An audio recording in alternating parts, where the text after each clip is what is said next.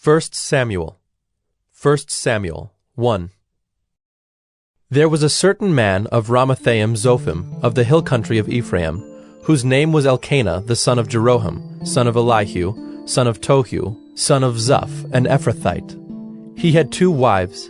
The name of the one was Hannah, and the name of the other Peninnah. And Peninnah had children, but Hannah had no children. Now this man used to go up year by year from his city to worship and to sacrifice to the Lord of hosts at Shiloh, where the 2 sons of Eli, Hophni and Phinehas, were priests of the Lord. On the day when Elkanah sacrificed, he would give portions to Peninnah his wife, and to all her sons and daughters.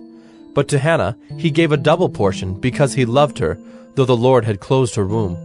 And her rival used to provoke her grievously to irritate her, because the Lord had closed her womb. So it went on year by year. As often as she went up to the house of the Lord, she used to provoke her. Therefore Hannah wept and would not eat. And Elkanah her husband said to her, Hannah, why do you weep? And why do you not eat? And why is your heart sad? Am I not more to you than 10 sons? After they had eaten and drunk in Shiloh, Hannah rose. Now Eli the priest was sitting on the seat beside the doorpost of the temple of the Lord. She was deeply distressed, and prayed to the Lord, and wept bitterly. And she vowed a vow, and said, O Lord of hosts, if you will indeed look on the affliction of your servant, and remember me, and not forget your servant, but will give to your servant a son, then I will give him to the Lord all the days of his life, and no razor shall touch his head. As she continued praying before the Lord, Eli observed her mouth. Hannah was speaking in her heart, only her lips moved, and her voice was not heard. Therefore Eli took her to be a drunken woman, and Eli said to her, How long will you go on being drunk? Put your wine away from you. But Hannah answered, No, my lord, I am a woman troubled in spirit. I have drunk neither wine nor strong drink, but I have been pouring out my soul before the Lord. Do not regard your servant as a worthless woman, for all along I have been speaking out of my great anxiety and vexation. Then Eli answered, Go in peace, and the God of Israel grant your petition that you have made to him. And she said, Let your servant find favor in your eyes. Then the woman went her way and ate, and her face was no longer sad. They rose early in the morning and worshipped before the Lord. Then they went back to their house at Ramah, and Elkanah knew Hannah his wife, and the Lord remembered her. And in due time Hannah conceived and bore a son, and she called his name Samuel, for she said, I have asked for him from the Lord. The man Elkanah and all his house went up to offer to the Lord the yearly sacrifice, and to pay his vow. But Hannah did not go up, for she said to her husband, As soon as the child is weaned, I will bring him, so that he may appear in the presence of the Lord, and dwell there forever. Elkanah her husband said to her, Do what seems best to you. Wait until you have weaned him. Only may the Lord establish his word. So the woman remained and nursed her son until she weaned him. And when she had weaned him, she took him up with her, along with a 3-year-old bull, an ephah of flour, and a skin of wine, and she brought him to the house of the Lord at Shiloh. And the child was young. Then they slaughtered the bull, and they brought the child to Eli. And she said, Oh, my lord, as you live, my lord, I am the woman who was standing here in your presence praying to the Lord. For this child I prayed, and the Lord has granted me my petition that I made to him. Therefore I have lent him to the Lord. As long as he lives, he is lent to the Lord. And he worshipped the Lord there. 1 Samuel 2. And Hannah prayed and said, My heart exults in the Lord. My strength is exalted in the Lord. My mouth derides my enemies because I rejoice in your salvation. There is none holy like the Lord. There is none besides you. There is no rock like our God. Talk no more so very proudly. Let not arrogance come from your mouth. For the Lord is a God of knowledge, and by him actions are weighed. The bows of the mighty are broken, but the feeble bind on strength.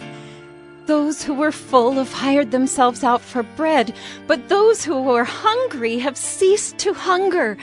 The barren has borne 7, but she who has many children is forlorn.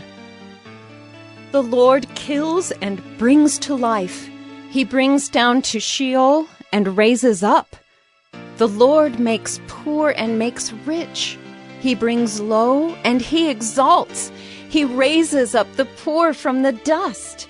He lifts the needy from the ash heap to make them sit with princes and inherit a seat of honor. For the pillars of the earth are the Lord's, and on them he has set the world. He will guard the feet of his faithful ones, but the wicked shall be cut off in darkness, for not by might shall a man prevail. The adversaries of the Lord shall be broken to pieces. Against them he will thunder in heaven. The Lord will judge the ends of the earth. He will give strength to his king and exalt the power of his anointed. Then Elkanah went home to Ramah, and the boy ministered to the Lord in the presence of Eli the priest. Now the sons of Eli were worthless men. They did not know the Lord.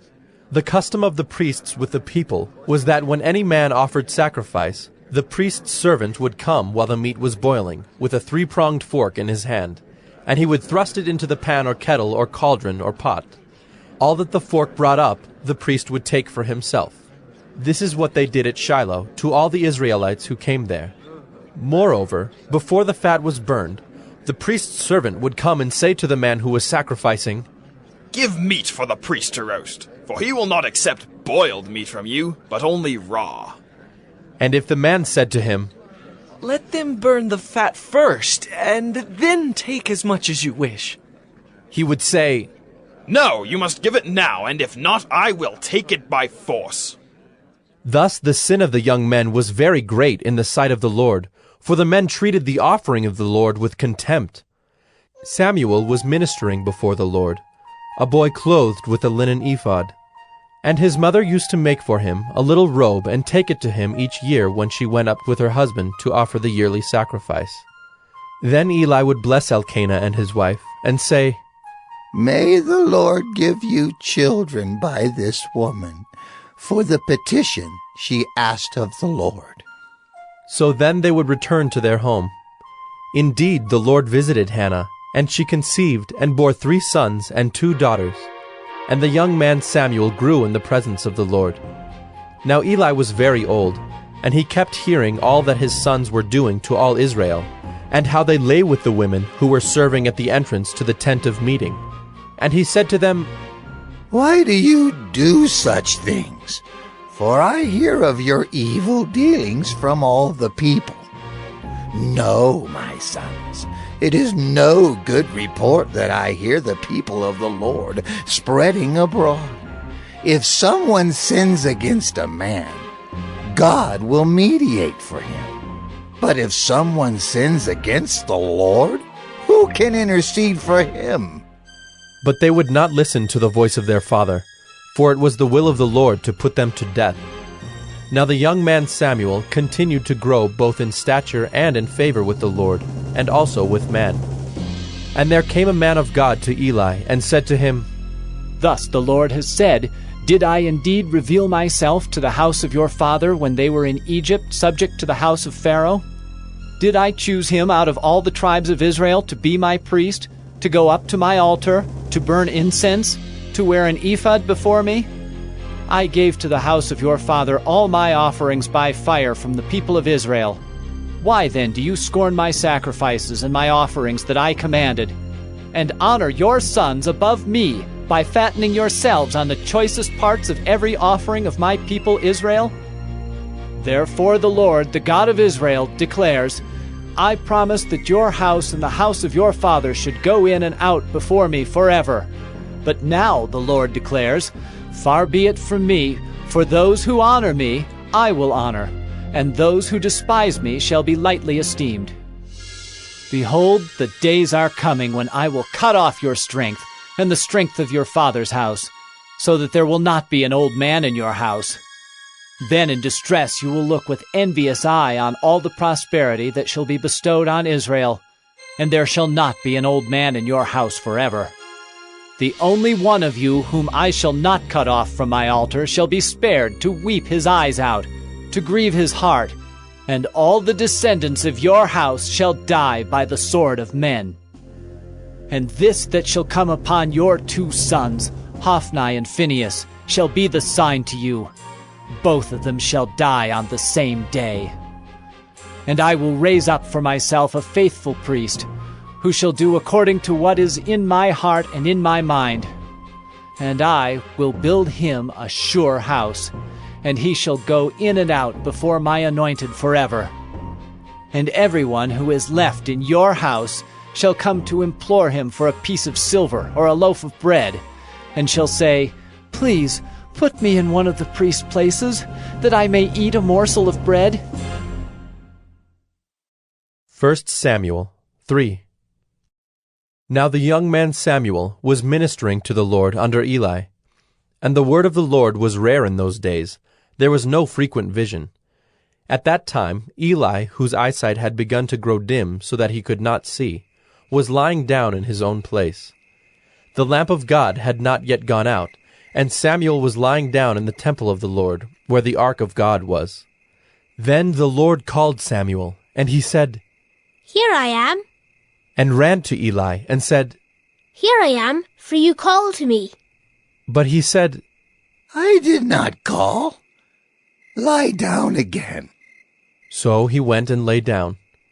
And the Lord called again, Samuel. And Samuel arose and went to Eli and said, Here I am, for you called me. But he said, I did not call, my son. Lie down again. Now Samuel did not yet know the Lord, and the word of the Lord had not yet been revealed to him. And the Lord called Samuel again the 3rd time. And he arose and went to Eli and said, Here I am, for you called me. Then Eli perceived that the Lord was calling the young man. Therefore Eli said to Samuel, Go, lie down, and if he calls you, you shall say, Speak, Lord, for your servant hears. So Samuel went and lay down in his place. And the Lord came and stood, calling as at other times, Samuel, Samuel. And Samuel said, Speak, for your servant hears. Then the Lord said to Samuel, Behold, I am about to do a thing in Israel at which the 2 ears of everyone who hears it will tingle. On that day I will fulfill against Eli all that I have spoken concerning his house, from beginning to end.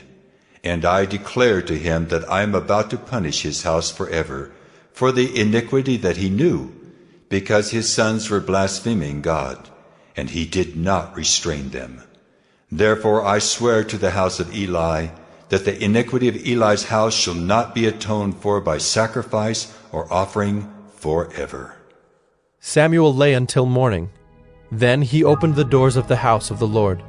And Samuel was afraid to tell the vision to Eli. But Eli called Samuel and said, Samuel, my son. And he said, Here I am.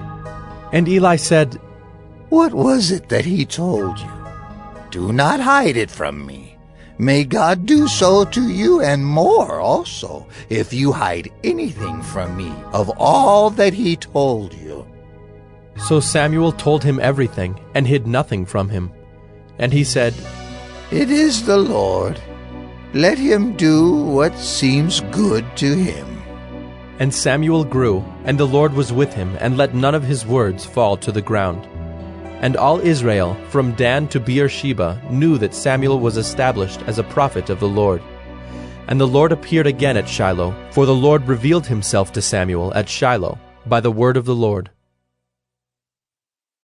1 Samuel 4. And the word of Samuel came to all Israel. Now Israel went out to battle against the Philistines. They encamped at Ebenezer, and the Philistines encamped at Aphek. The Philistines drew up in line against Israel, and when the battle spread, Israel was defeated by the Philistines, who killed about 4,000 men on the field of battle. And when the troops came to the camp, the elders of Israel said, "Why has the Lord defeated us today before the Philistines?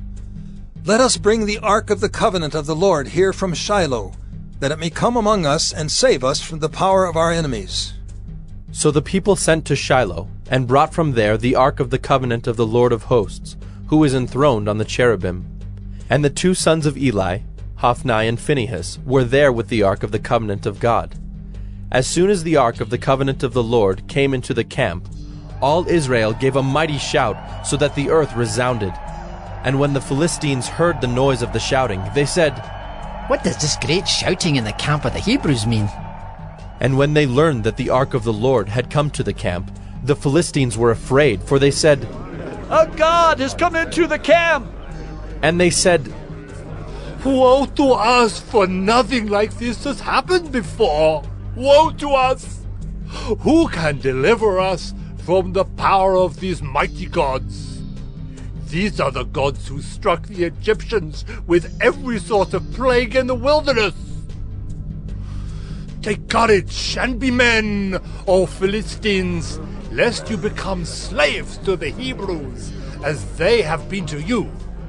Be men and fight." So the Philistines fought, and Israel was defeated, and they fled, every man to his home. And there was a very great slaughter, for there fell of Israel 30,000 foot soldiers. And the ark of God was captured, and the 2 sons of Eli, Hophni and Phinehas, died.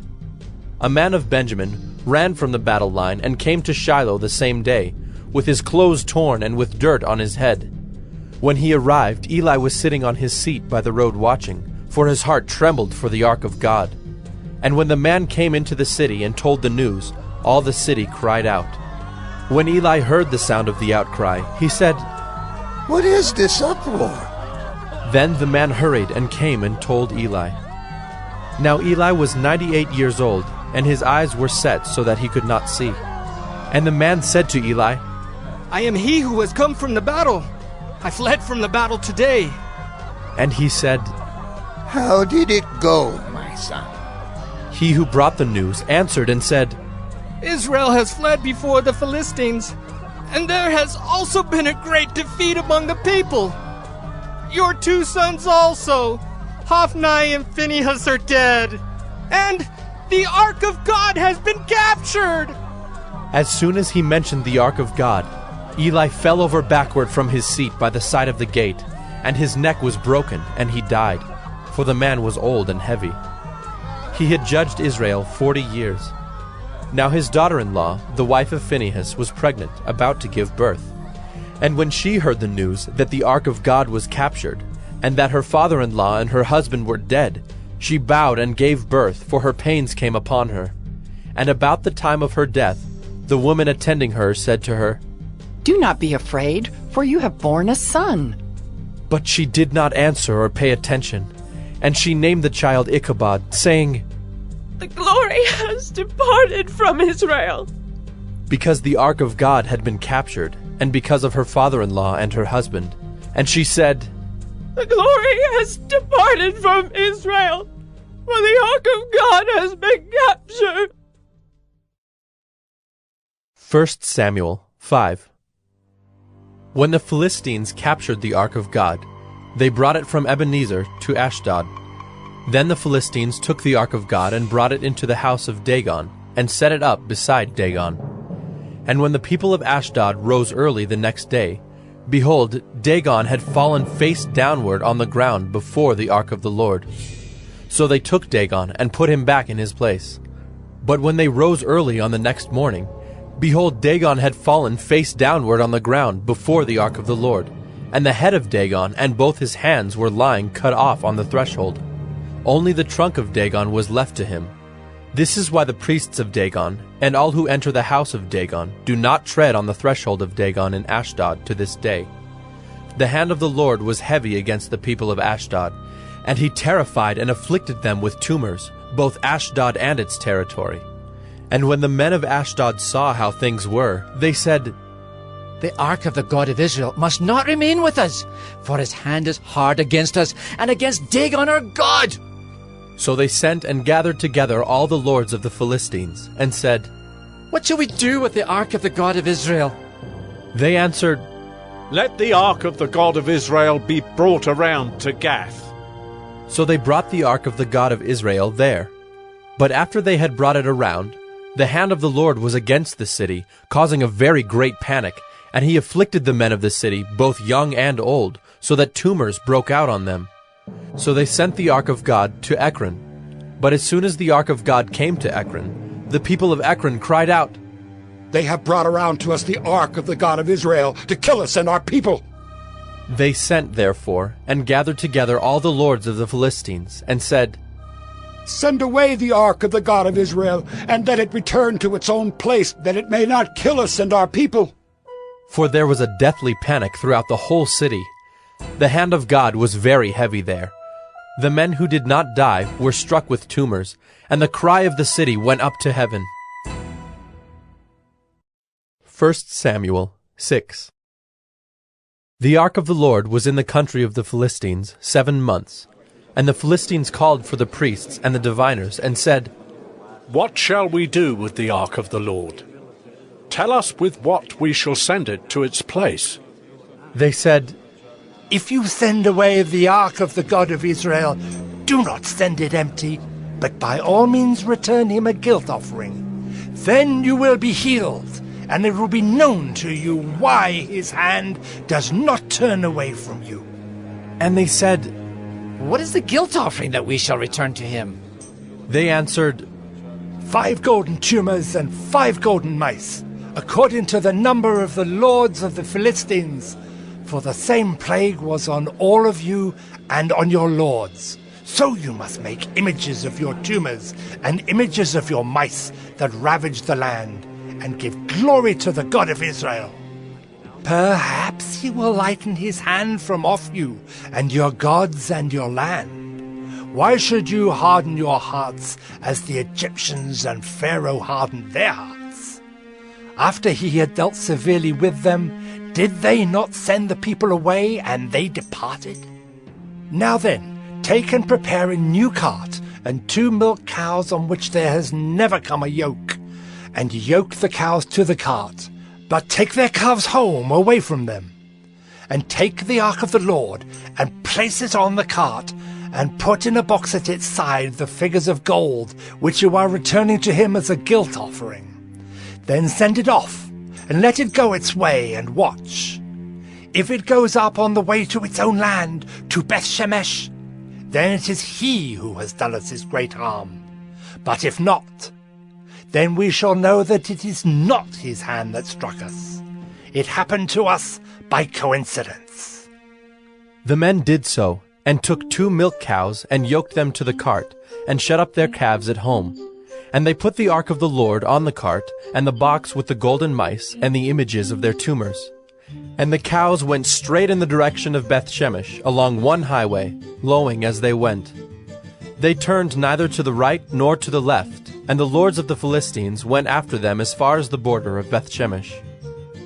Now the people of Beth Shemesh were reaping their wheat harvest in the valley. And when they lifted up their eyes and saw the ark, they rejoiced to see it. The cart came into the field of Joshua of Beth Shemesh, and stopped there. A great stone was there, and they split up the wood of the cart, and offered the cows as a burnt offering to the Lord. And the Levites took down the ark of the Lord, and the box that was beside it, in which were the golden figures, and set them upon the great stone. And the men of Beth Shemesh offered burnt offerings, and sacrificed sacrifices on that day to the Lord. And when the 5 lords of the Philistines saw it, they returned that day to Ekron. These are the golden tumors that the Philistines returned as a guilt offering to the Lord. 1 for Ashdod, 1 for Gaza, 1 for Ashkelon, 1 for Gath, 1 for Ekron, and the golden mice according to the number of all the cities of the Philistines, belonging to the 5 lords, both fortified cities and unwalled villages. The great stone beside which they set down the ark of the Lord is a witness to this day in the field of Joshua of Beth Shemesh. And he struck some of the men of Beth-Shemesh, because they looked upon the ark of the Lord. He struck 70 men of them, and the people mourned because the Lord had struck the people with a great blow. Then the men of Beth-Shemesh said, Who is able to stand before the Lord, this holy God? And to whom shall he go up away from us? So they sent messengers to the inhabitants of Kiriath-Jearim, saying, The Philistines have returned the ark of the Lord. Come down and take it up to you. 1 Samuel 7. And the men of Kiriath-Jearim came and took up the ark of the Lord, and brought it to the house of Abinadab on the hill. And they consecrated his son Eleazar to have charge of the ark of the Lord. From the day that the ark was lodged at Kiriath-Jearim, a long time passed, some 20 years, and all the house of Israel lamented after the Lord. And Samuel said to all the house of Israel, If you are returning to the Lord with all your heart, then put away the foreign gods and the Ashtaroth from among you, and direct your heart to the Lord, and serve him only, and he will deliver you out of the hand of the Philistines. So the people of Israel put away the Baals and the Ashtaroth, and they served the Lord only. Then Samuel said, Gather all Israel at Mizpah, and I will pray to the Lord for you. So they gathered at Mizpah, and drew water and poured it out before the Lord, and fasted on that day, and said there, We have sinned against the Lord. And Samuel judged the people of Israel at Mizpah. Now when the Philistines heard that the people of Israel had gathered at Mizpah, the lords of the Philistines went up against Israel. And when the people of Israel heard of it, they were afraid of the Philistines. And the people of Israel said to Samuel, Do not cease to cry out to the Lord our God for us, that he may save us from the hand of the Philistines. So Samuel took a nursing lamb, and offered it as a whole burnt offering to the Lord. And Samuel cried out to the Lord for Israel, and the Lord answered him. As Samuel was offering up the burnt offering, the Philistines drew near to attack Israel. But the Lord thundered with a mighty sound that day against the Philistines, and threw them into confusion, and they were routed before Israel. And the men of Israel went out from Mizpah, and pursued the Philistines, and struck them as far as below Bethkar. Then Samuel took a stone, and set it up between Mizpah and Shen, and called its name Ebenezer. For he said, Till now the Lord has helped us. So the Philistines were subdued, and did not again enter the territory of Israel. And the hand of the Lord was against the Philistines all the days of Samuel. The cities that the Philistines had taken from Israel were restored to Israel, from Ekron to Gath, and Israel delivered their territory from the hand of the Philistines. There was peace also between Israel and the Amorites. Samuel judged Israel all the days of his life, and he went on a circuit year by year to Bethel, Gilgal, and Mizpah, and he judged Israel in all these places. Then he would return to Ramah, for his home was there, and there also he judged Israel. And he built there an altar to the Lord. 1 Samuel 8. When Samuel became old, he made his sons judges over Israel. The name of his firstborn son was Joel, and the name of his second Abijah. They were judges in Beersheba. Yet his sons did not walk in his ways, but turned aside after gain.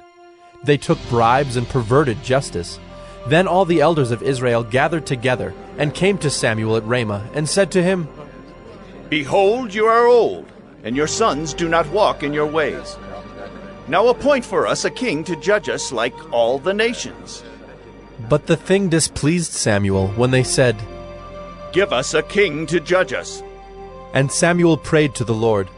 And the Lord said to Samuel, Obey the voice of the people in all that they say to you, for they have not rejected you, but they have rejected me from being king over them, according to all the deeds that they have done, from the day I brought them up out of Egypt even to this day, forsaking me and serving other gods, so they are also doing to you.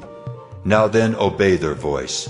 Only you shall solemnly warn them, and show them the ways of the king who shall reign over them. So Samuel told all the words of the Lord to the people who were asking for a king from him. He said, These will be the ways of the king who will reign over you. He will take your sons and appoint them to his chariots, and to be his horsemen, and to run before his chariots. And he will appoint for himself commanders of thousands and commanders of 50s, and some to plow his ground and to reap his harvest, and to make his implements of war and the equipment of his chariots. He will take your daughters to be perfumers and cooks and bakers.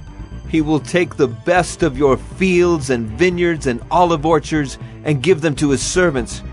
He will take the 10th of your grain and of your vineyards and give it to his officers and to his servants. He will take your male servants and female servants and the best of your young men and your donkeys and put them to his work.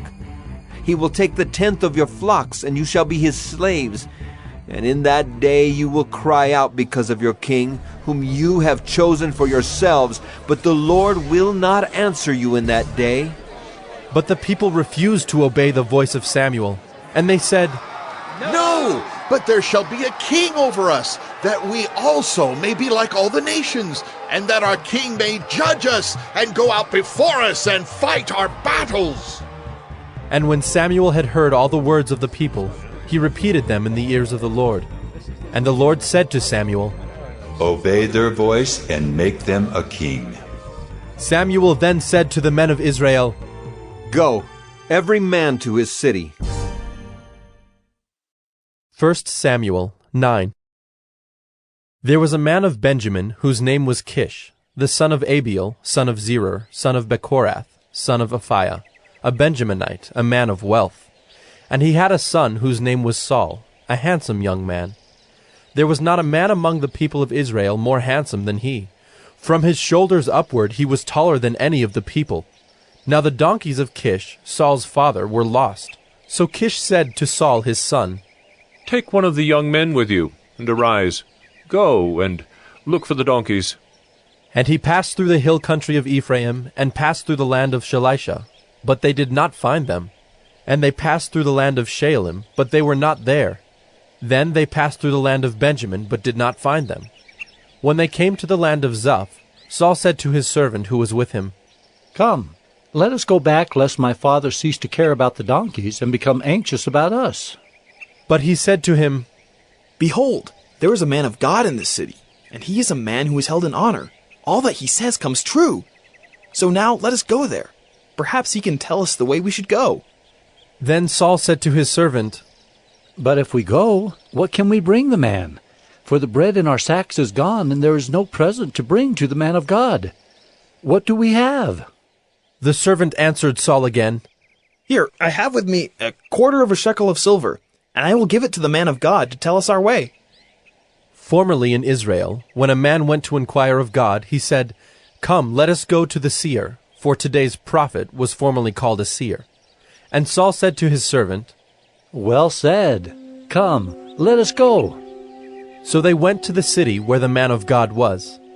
As they went up the hill to the city, they met young women coming out to draw water, and said to them, Is the seer here? They answered, He is. Behold, he is just ahead of you. Hurry! He has come just now to the city, because the people have a sacrifice today on the high place. As soon as you enter the city, you will find him before he goes up to the high place to eat.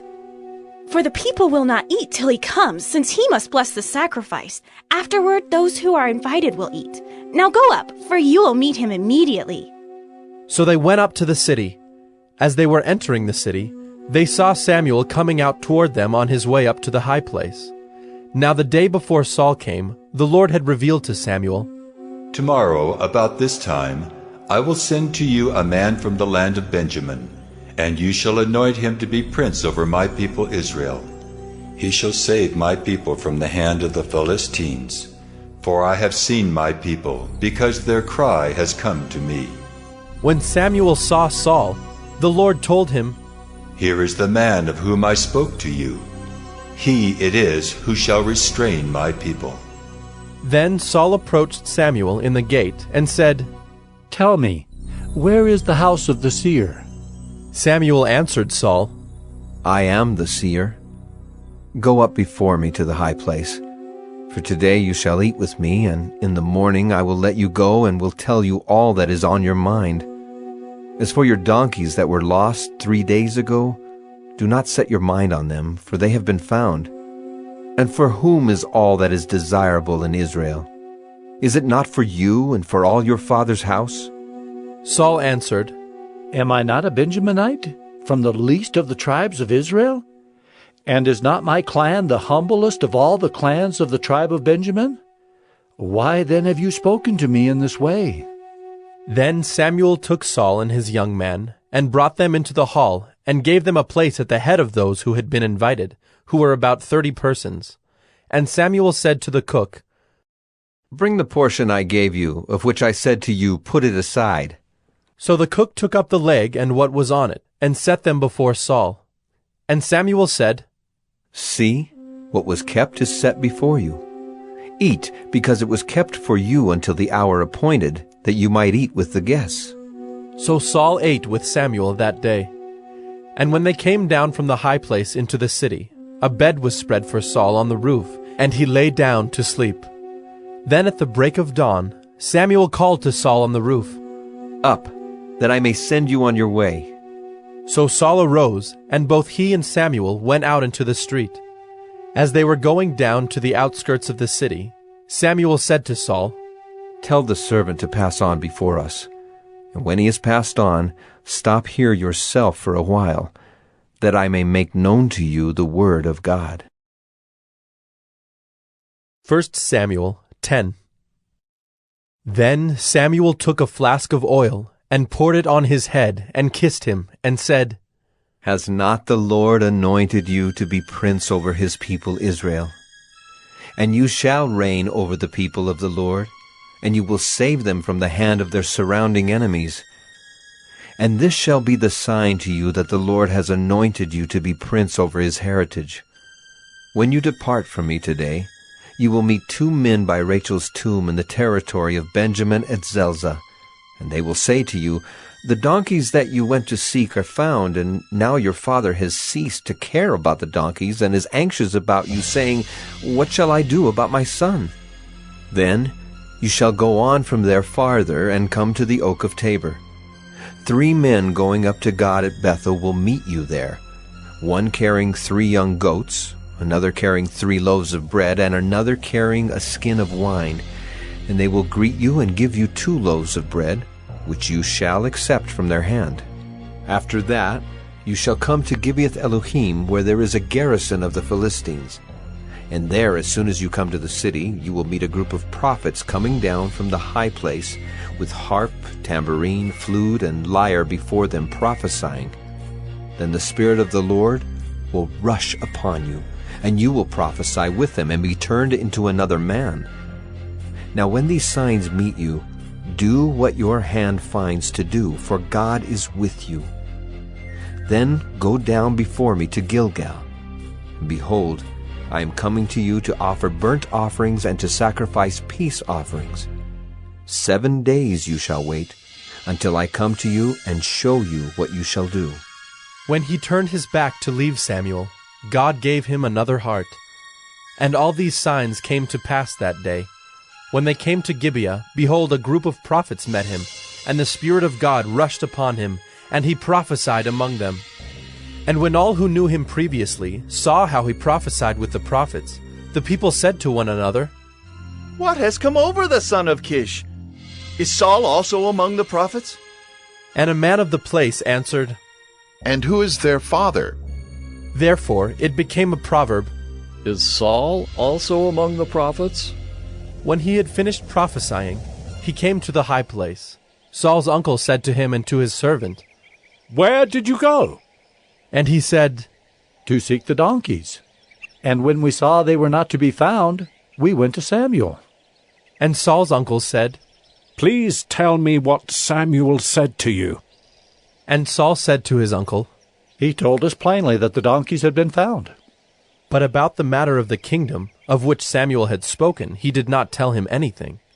Now Samuel called the people together to the Lord at Mizpah, and he said to the people of Israel, Thus says the Lord, the God of Israel, I brought up Israel out of Egypt, and I delivered you from the hand of the Egyptians and from the hand of all the kingdoms that were oppressing you. But today you have rejected your God, who saves you from all your calamities and your distresses, and you have said to him, Set a king over us.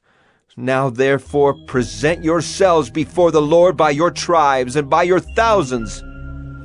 Then Samuel brought all the tribes of Israel near, and the tribe of Benjamin was taken by lot. He brought the tribe of Benjamin near by its clans, and the clan of the Matrites was taken by lot.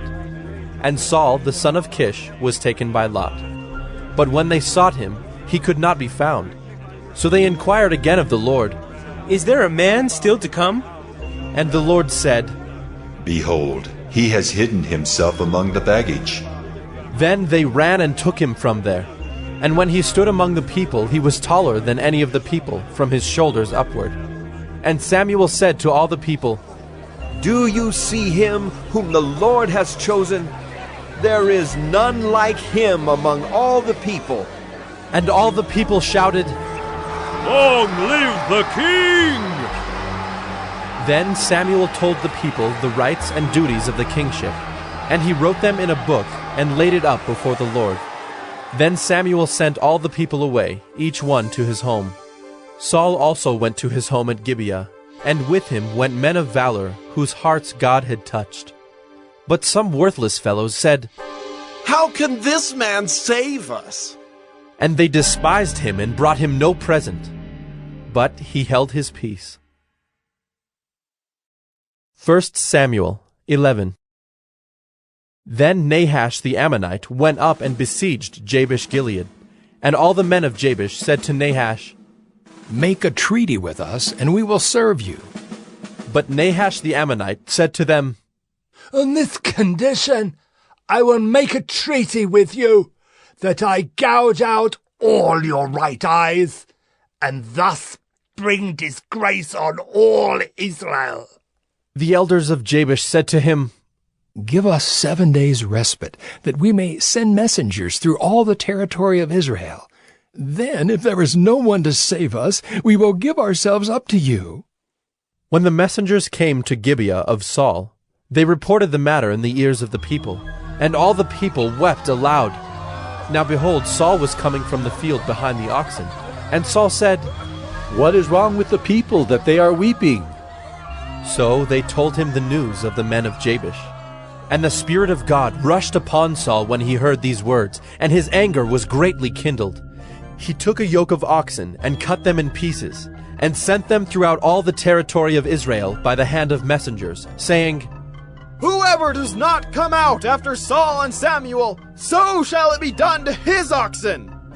Then the dread of the Lord fell upon the people, and they came out as one man. When he mustered them at Bezek, the people of Israel were 300,000, and the men of Judah 30,000. And they said to the messengers who had come, Thus shall you say to the men of Jabesh-Gilead, Tomorrow by the time the sun is hot, you shall have deliverance.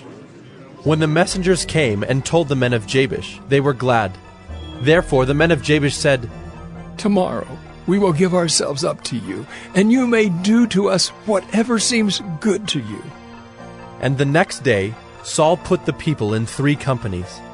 And they came into the midst of the camp in the morning watch, and struck down the Ammonites until the heat of the day. And those who survived were scattered, so that no 2 of them were left together. Then the people said to Samuel, Who is it that said, Shall Saul reign over us? Bring the men, that we may put them to death. But Saul said, Not a man shall be put to death this day, for today the Lord has worked salvation in Israel.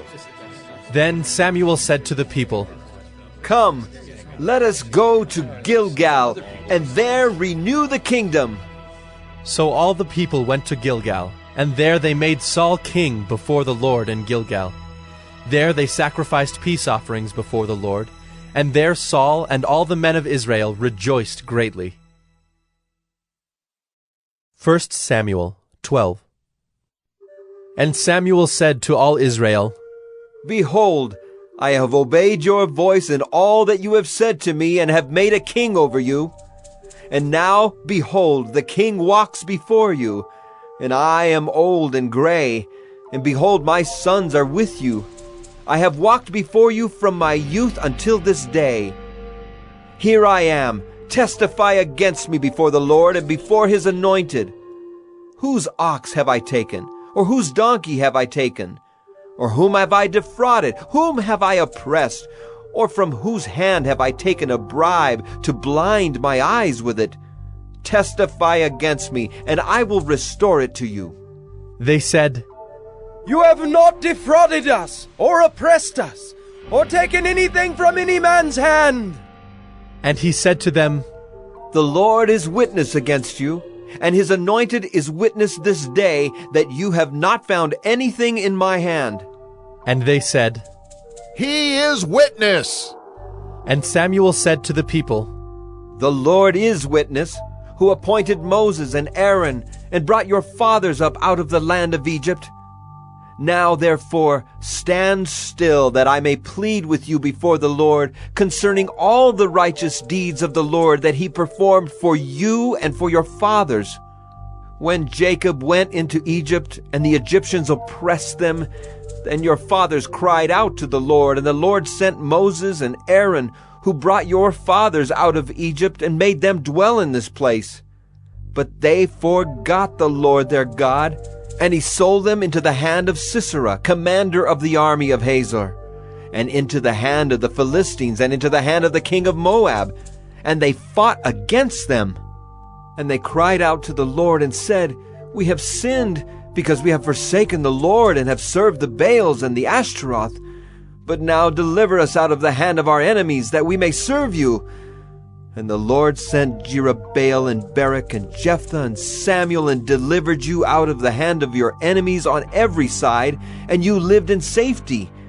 And when you saw that Nahash the king of the Ammonites came against you, you said to me, "No, but a king shall reign over us," when the Lord your God was your king. And now behold the king whom you have chosen, for whom you have asked. Behold, the Lord has set a king over you. If you will fear the Lord and serve him and obey his voice, and not rebel against the commandment of the Lord, and if both you and the king who reigns over you will follow the Lord your God, it will be well. But if you will not obey the voice of the Lord, but rebel against the commandment of the Lord, then the hand of the Lord will be against you and your king. Now therefore stand still and see this great thing that the Lord will do before your eyes. Is it not wheat harvest today? I will call upon the Lord, that he may send thunder and rain, and you shall know and see that your wickedness is great, which you have done in the sight of the Lord, in asking for yourselves a king." So Samuel called upon the Lord, and the Lord sent thunder and rain that day. And all the people greatly feared the Lord and Samuel. And all the people said to Samuel, "Pray for your servants to the Lord your God, that we may not die. For we have added to all our sins this evil, to ask for ourselves a king." And Samuel said to the people, "Do not be afraid. You have done all this evil. Yet do not turn aside from following the Lord, but serve the Lord with all your heart. And do not turn aside after empty things that cannot profit or deliver, for they are empty. For the Lord will not forsake his people for his great name's sake, because it has pleased the Lord to make you a people for himself.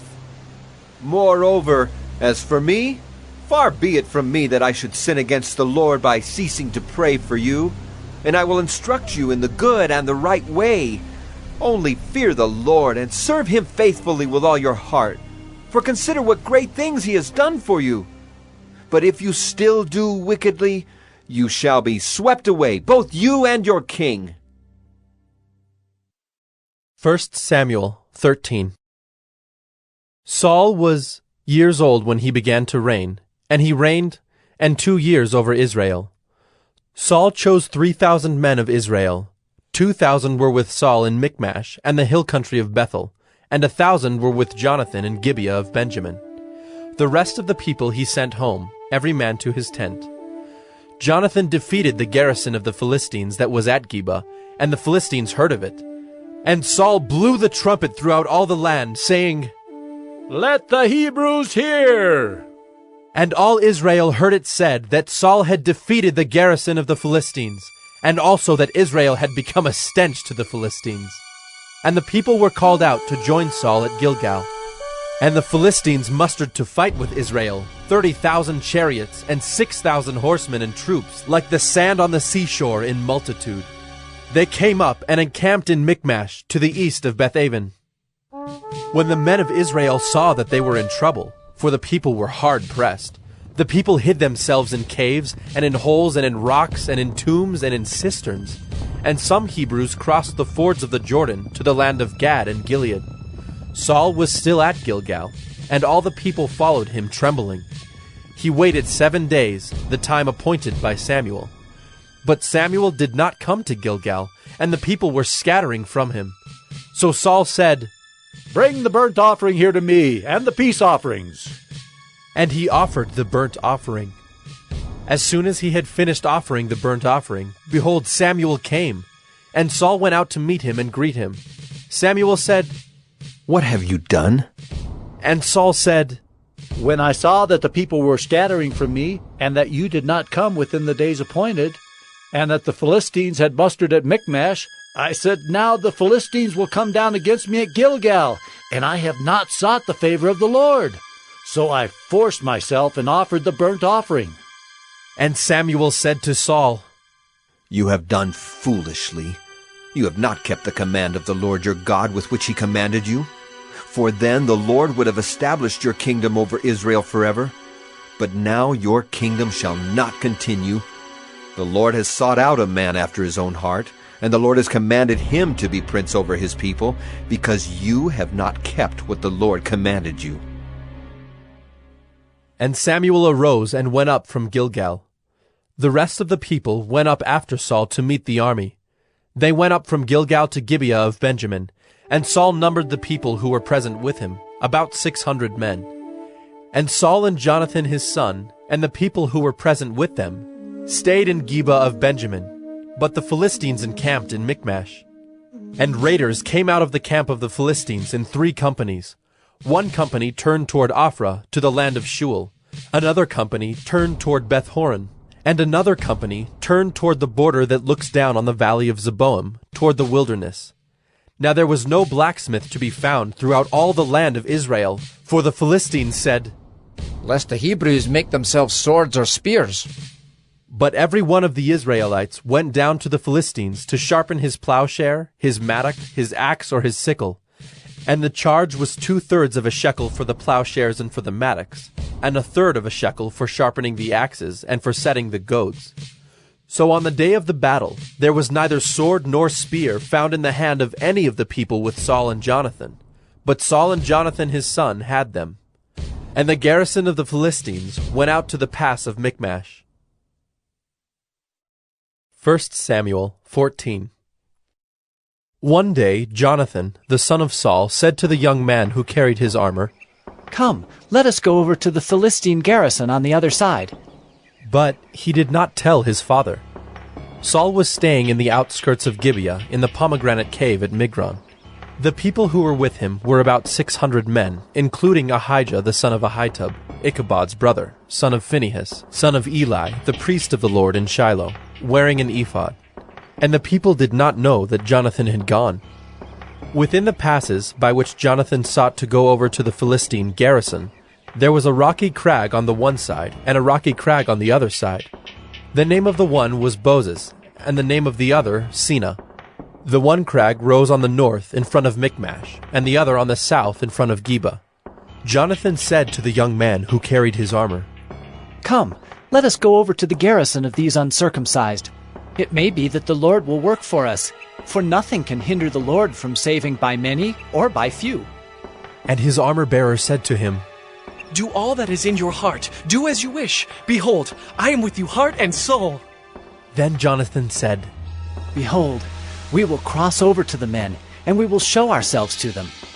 If they say to us, 'Wait until we come to you,' then we will stand still in our place, and we will not go up to them. But if they say, 'Come up to us,' then we will go up, for the Lord has given them into our hand, and this shall be the sign to us." So both of them showed themselves to the garrison of the Philistines. And the Philistines said, "Look, Hebrews are coming out of the holes where they have hidden themselves." And the men of the garrison hailed Jonathan and his armor-bearer, and said, "Come up to us, and we will show you a thing." And Jonathan said to his armor-bearer, "Come up after me, for the Lord has given them into the hand of Israel." Then Jonathan climbed up on his hands and feet, and his armor-bearer after him. And they fell before Jonathan, and his armor-bearer killed them after him. And that first strike which Jonathan and his armor-bearer made killed about 20 men within, as it were half a furrow's length in an acre of land. And there was a panic in the camp, in the field, and among all the people. The garrison and even the raiders trembled, the earth quaked, and it became a very great panic. And the watchmen of Saul and Gibeah of Benjamin looked, and behold, the multitude was dispersing here and there. Then Saul said to the people who were with him, "Count, and see who has gone from us." And when they had counted, behold, Jonathan and his armor-bearer were not there. So Saul said to Ahijah, "Bring the ark of God here." For the ark of God went at that time with the people of Israel. Now while Saul was talking to the priest, the tumult in the camp of the Philistines increased more and more.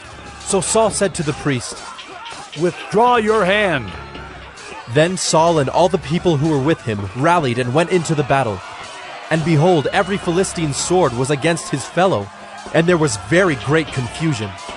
Now the Hebrews who had been with the Philistines before that time, and who had gone up with them into the camp, even they also turned to be with the Israelites who were with Saul and Jonathan.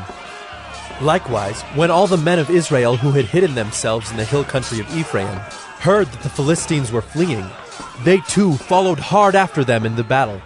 So the Lord saved Israel that day, and the battle passed beyond Beth-aven. And the men of Israel had been hard pressed that day. So Saul had laid an oath on the people, saying, "Cursed be the man who eats food until it is evening, and I am avenged on my enemies." So none of the people had tasted food. Now when all the people came to the forest, behold, there was honey on the ground. And when the people entered the forest, behold, the honey was dropping. But no one put his hand to his mouth, for the people feared the oath.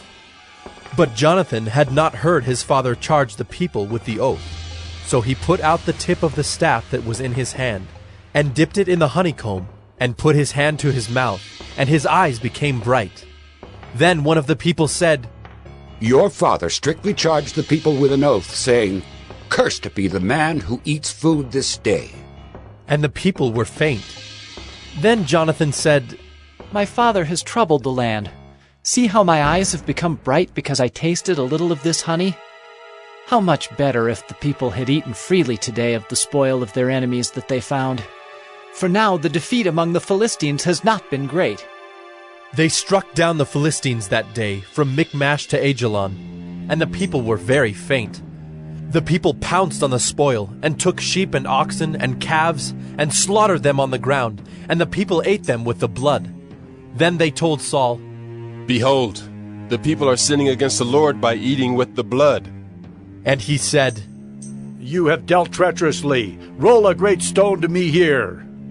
And Saul said, "Disperse yourselves among the people, and say to them, 'Let every man bring his ox or his sheep, and slaughter them here and eat. And do not sin against the Lord by eating with the blood.'" So every one of the people brought his ox with him that night, and they slaughtered them there. And Saul built an altar to the Lord. It was the first altar that he built to the Lord. Then Saul said, "Let us go down after the Philistines by night, and plunder them until the morning light. Let us not leave a man of them." And they said, "Do whatever seems good to you." But the priest said, "Let us draw near to God here." And Saul inquired of God, "Shall I go down after the Philistines? Will you give them into the hand of Israel?" But he did not answer him that day. And Saul said, "Come here, all you leaders of the people, and know and see how this sin has arisen today. For as the Lord lives who saves Israel, though it be in Jonathan my son, he shall surely die." But there was not a man among the people who answered him. Then he said to all Israel, "You shall be on one side, and I and Jonathan my son will be on the other side." And the people said to Saul, "Do what seems good to you." Therefore Saul said, "O Lord God of Israel, Why have you not answered your servant this day? If this guilt is in me or in Jonathan my son, O Lord God of Israel, give Urim. But if this guilt is in your people Israel, give Thummim. And Jonathan and Saul were taken, but the people escaped. Then Saul said, Cast the lot between me and my son Jonathan. And Jonathan was taken. Then Saul said to Jonathan, Tell me what you have done. And Jonathan told him, I tasted a little honey with the tip of the staff that was in my hand. Here I am. I will die. And Saul said, God do so to me and more also. You shall surely die, Jonathan. Then the people said to Saul, Shall Jonathan die, who has worked this great salvation in Israel? Far from it. As the Lord lives, there shall not one hair of his head fall to the ground, for he has worked with God this day. So the people ransomed Jonathan, so that he did not die. Then Saul went up from pursuing the Philistines, and the Philistines went to their own place. When Saul had taken the kingship over Israel, he fought against all his enemies on every side, against Moab, against the Ammonites, against Edom, against the kings of Zobah, and against the Philistines. Wherever he turned, he routed them. And he did valiantly, and struck the Amalekites, and delivered Israel out of the hands of those who plundered them. Now the sons of Saul were Jonathan, Ishvi, and Malchishua, and the names of his 2 daughters were these. The name of the firstborn was Merab, and the name of the younger, Michal. And the name of Saul's wife was Ahinoam, the daughter of Ahimaaz. And the name of the commander of his army was Abner, the son of Ner, Saul's uncle. Kish was the father of Saul, and Ner, the father of Abner, was the son of Abiel. There was hard fighting against the Philistines all the days of Saul. And when Saul saw any strong man, or any valiant man, he attached him to himself. 1 Samuel 15. And Samuel said to Saul, The Lord sent me to anoint you king over his people Israel. Now therefore listen to the words of the Lord. Thus says the Lord of hosts, I have noted what Amalek did to Israel in opposing them on the way when they came up out of Egypt. Now go and strike Amalek and devote to destruction all that they have. Do not spare them, but kill both man and woman, child and infant, ox and sheep, camel and donkey. So Saul summoned the people and numbered them in Telaim, 200,000 men on foot, and 10,000 men of Judah. And Saul came to the city of Amalek, and lay in wait in the valley. Then Saul said to the Kenites, Go, depart, go down from among the Amalekites, lest I destroy you with them. For you showed kindness to all the people of Israel when they came up out of Egypt. So the Kenites departed from among the Amalekites. And Saul defeated the Amalekites from Havilah as far as Shur, which is east of Egypt. And he took Agag, the king of the Amalekites, alive, and devoted to destruction all the people with the edge of the sword. But Saul and the people spared Agag and the best of the sheep, and of the oxen, and of the fattened calves and the lambs, and all that was good, and would not utterly destroy them. All that was despised and worthless they devoted to destruction. The word of the Lord came to Samuel. I regret that I have made Saul king, for he has turned back from following me and has not performed my commandments. And Samuel was angry, and he cried to the Lord all night. And Samuel rose early to meet Saul in the morning. And it was told Samuel, Saul came to Carmel, and behold, he set up a monument for himself, and turned and passed on, and went down to Gilgal. And Samuel came to Saul, and Saul said to him, Blessed be you to the Lord. I have performed the commandment of the Lord. And Samuel said, What then is this bleating of the sheep in my ears, and the lowing of the oxen that I hear? Saul said, They have brought them from the Amalekites, for the people spared the best of the sheep and of the oxen to sacrifice to the Lord your God, and the rest we have devoted to destruction. Then Samuel said to Saul, Stop. I will tell you what the Lord said to me this night. And he said to him, Speak. And Samuel said, Though you are little in your own eyes, are you not the head of the tribes of Israel? The Lord anointed you king over Israel.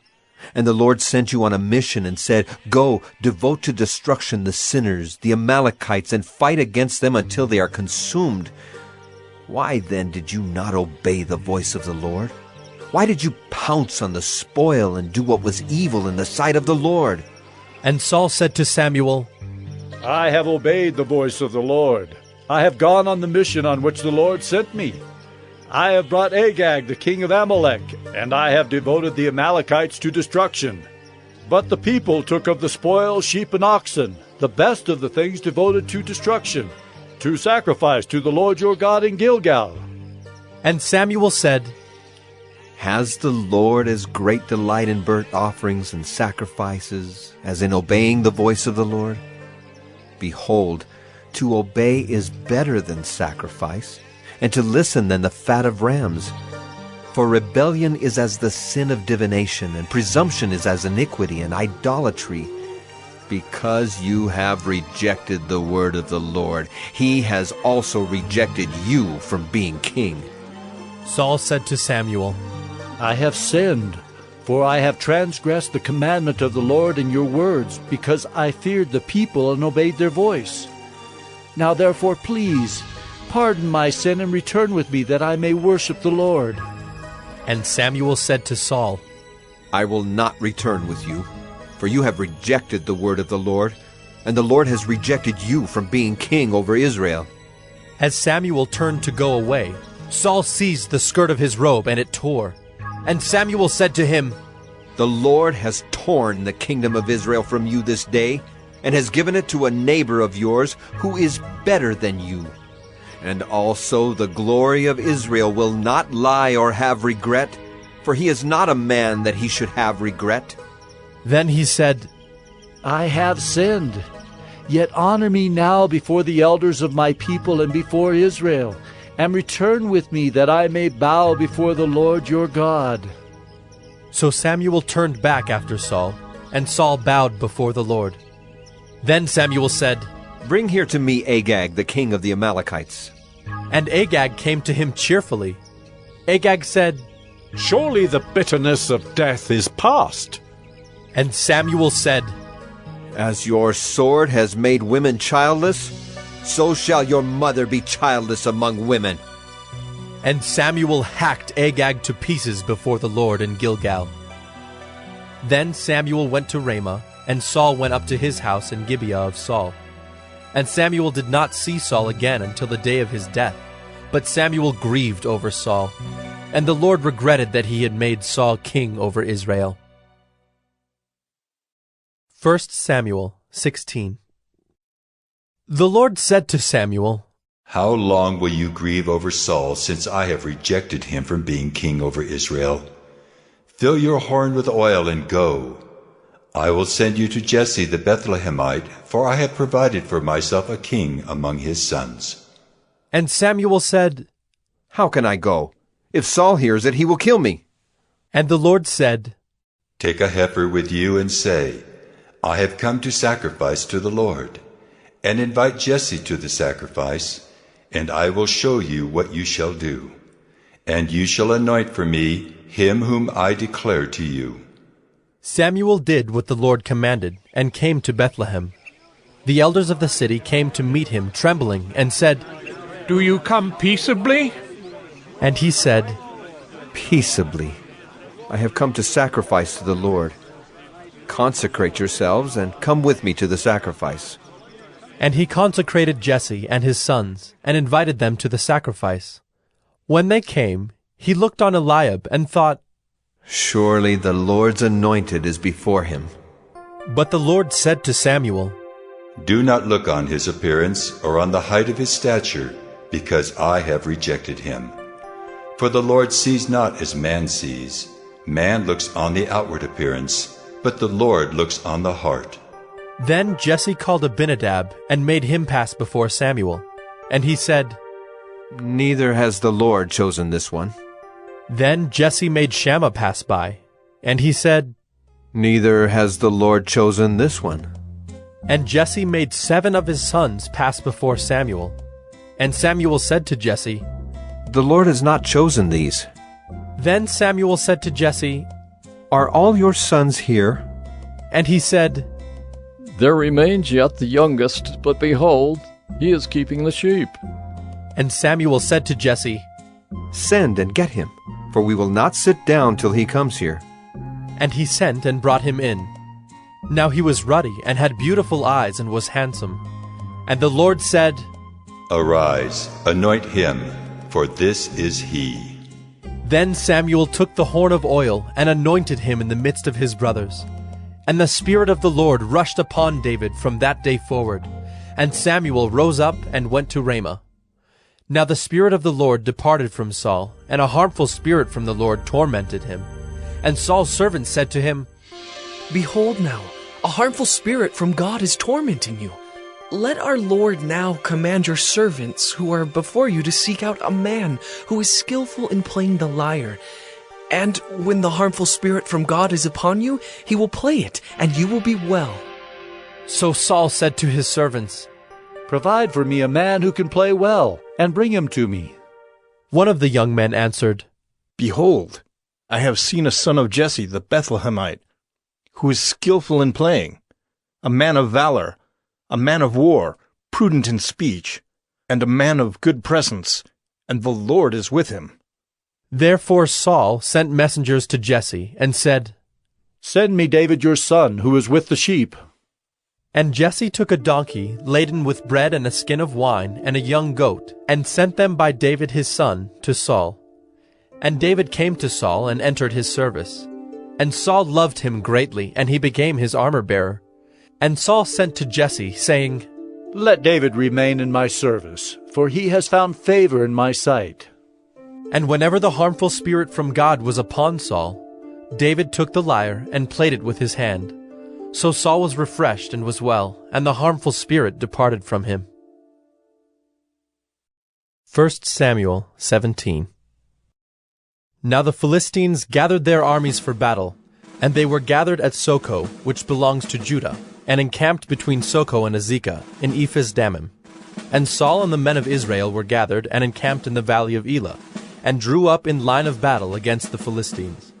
And the Philistines stood on the mountain on the one side, and Israel stood on the mountain on the other side, with a valley between them. And there came out from the camp of the Philistines a champion named Goliath of Gath, whose height was 6 cubits and a span. He had a helmet of bronze on his head, and he was armed with a coat of mail, and the weight of the coat was 5,000 shekels of bronze. And he had bronze armor on his legs, and a javelin of bronze slung between his shoulders. The shaft of his spear was like a weaver's beam, and his spear's head weighed 600 shekels of iron. And his shield-bearer went before him. He stood and shouted to the ranks of Israel, "Why have you come down to draw up for battle? Am I not a Philistine? And are you not servants of Saul? Choose a man for yourselves, and let him come down to me. If he is able to fight with me and kill me, then we will be your servants. But if I prevail against him and kill him, then you shall be our servants and serve us." And the Philistine said, "I defy the ranks of Israel this day. Give me a man, that we may fight together." When Saul and all Israel heard these words of the Philistine, they were dismayed and greatly afraid. Now David was the son of an Ephrathite of Bethlehem in Judah, named Jesse, who had 8 sons. In the days of Saul, the man was already old and advanced in years. The 3 oldest sons of Jesse had followed Saul to the battle, and the names of his 3 sons who went to the battle were Eliab, the firstborn, and next to him Abinadab, and the third Shammah. David was the youngest.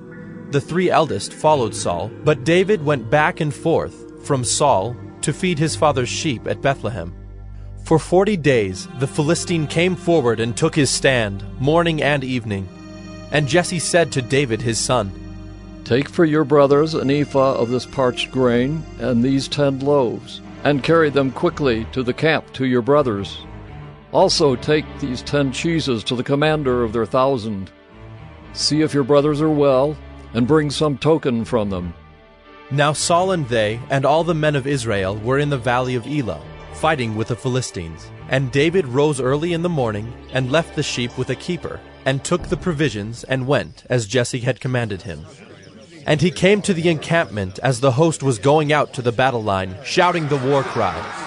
And Israel and the Philistines drew up for battle, army against army. And David left the things in charge of the keeper of the baggage, and ran to the ranks, and went and greeted his brothers. As he talked with them, behold, the champion, the Philistine of Gath, Goliath by name, came up out of the ranks of the Philistines, and spoke the same words as before.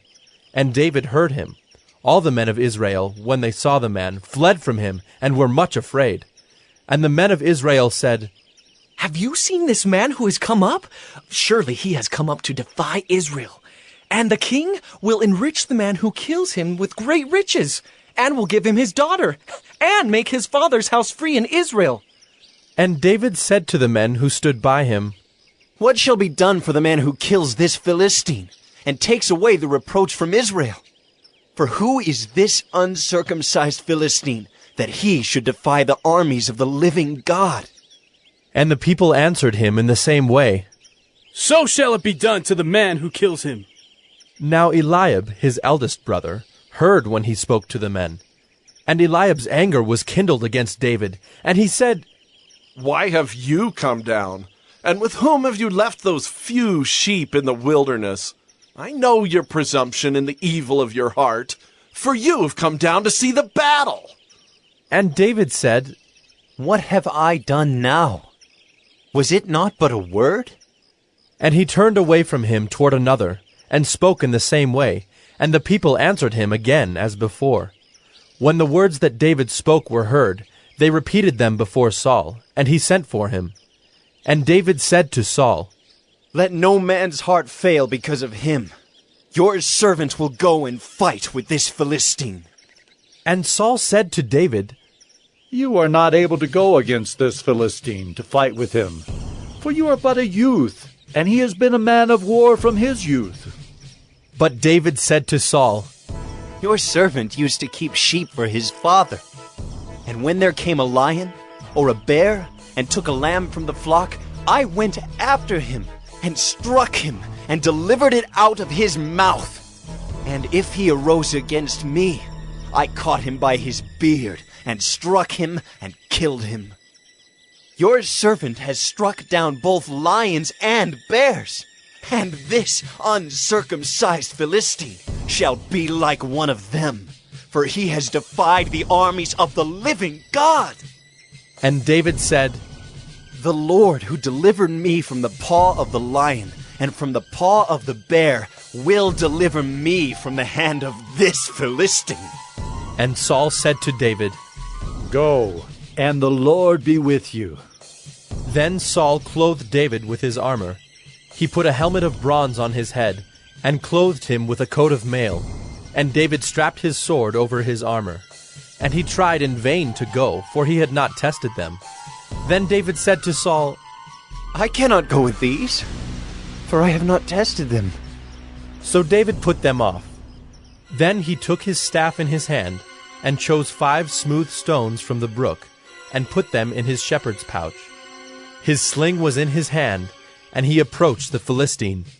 And the Philistine moved forward and came near to David, with his shield-bearer in front of him.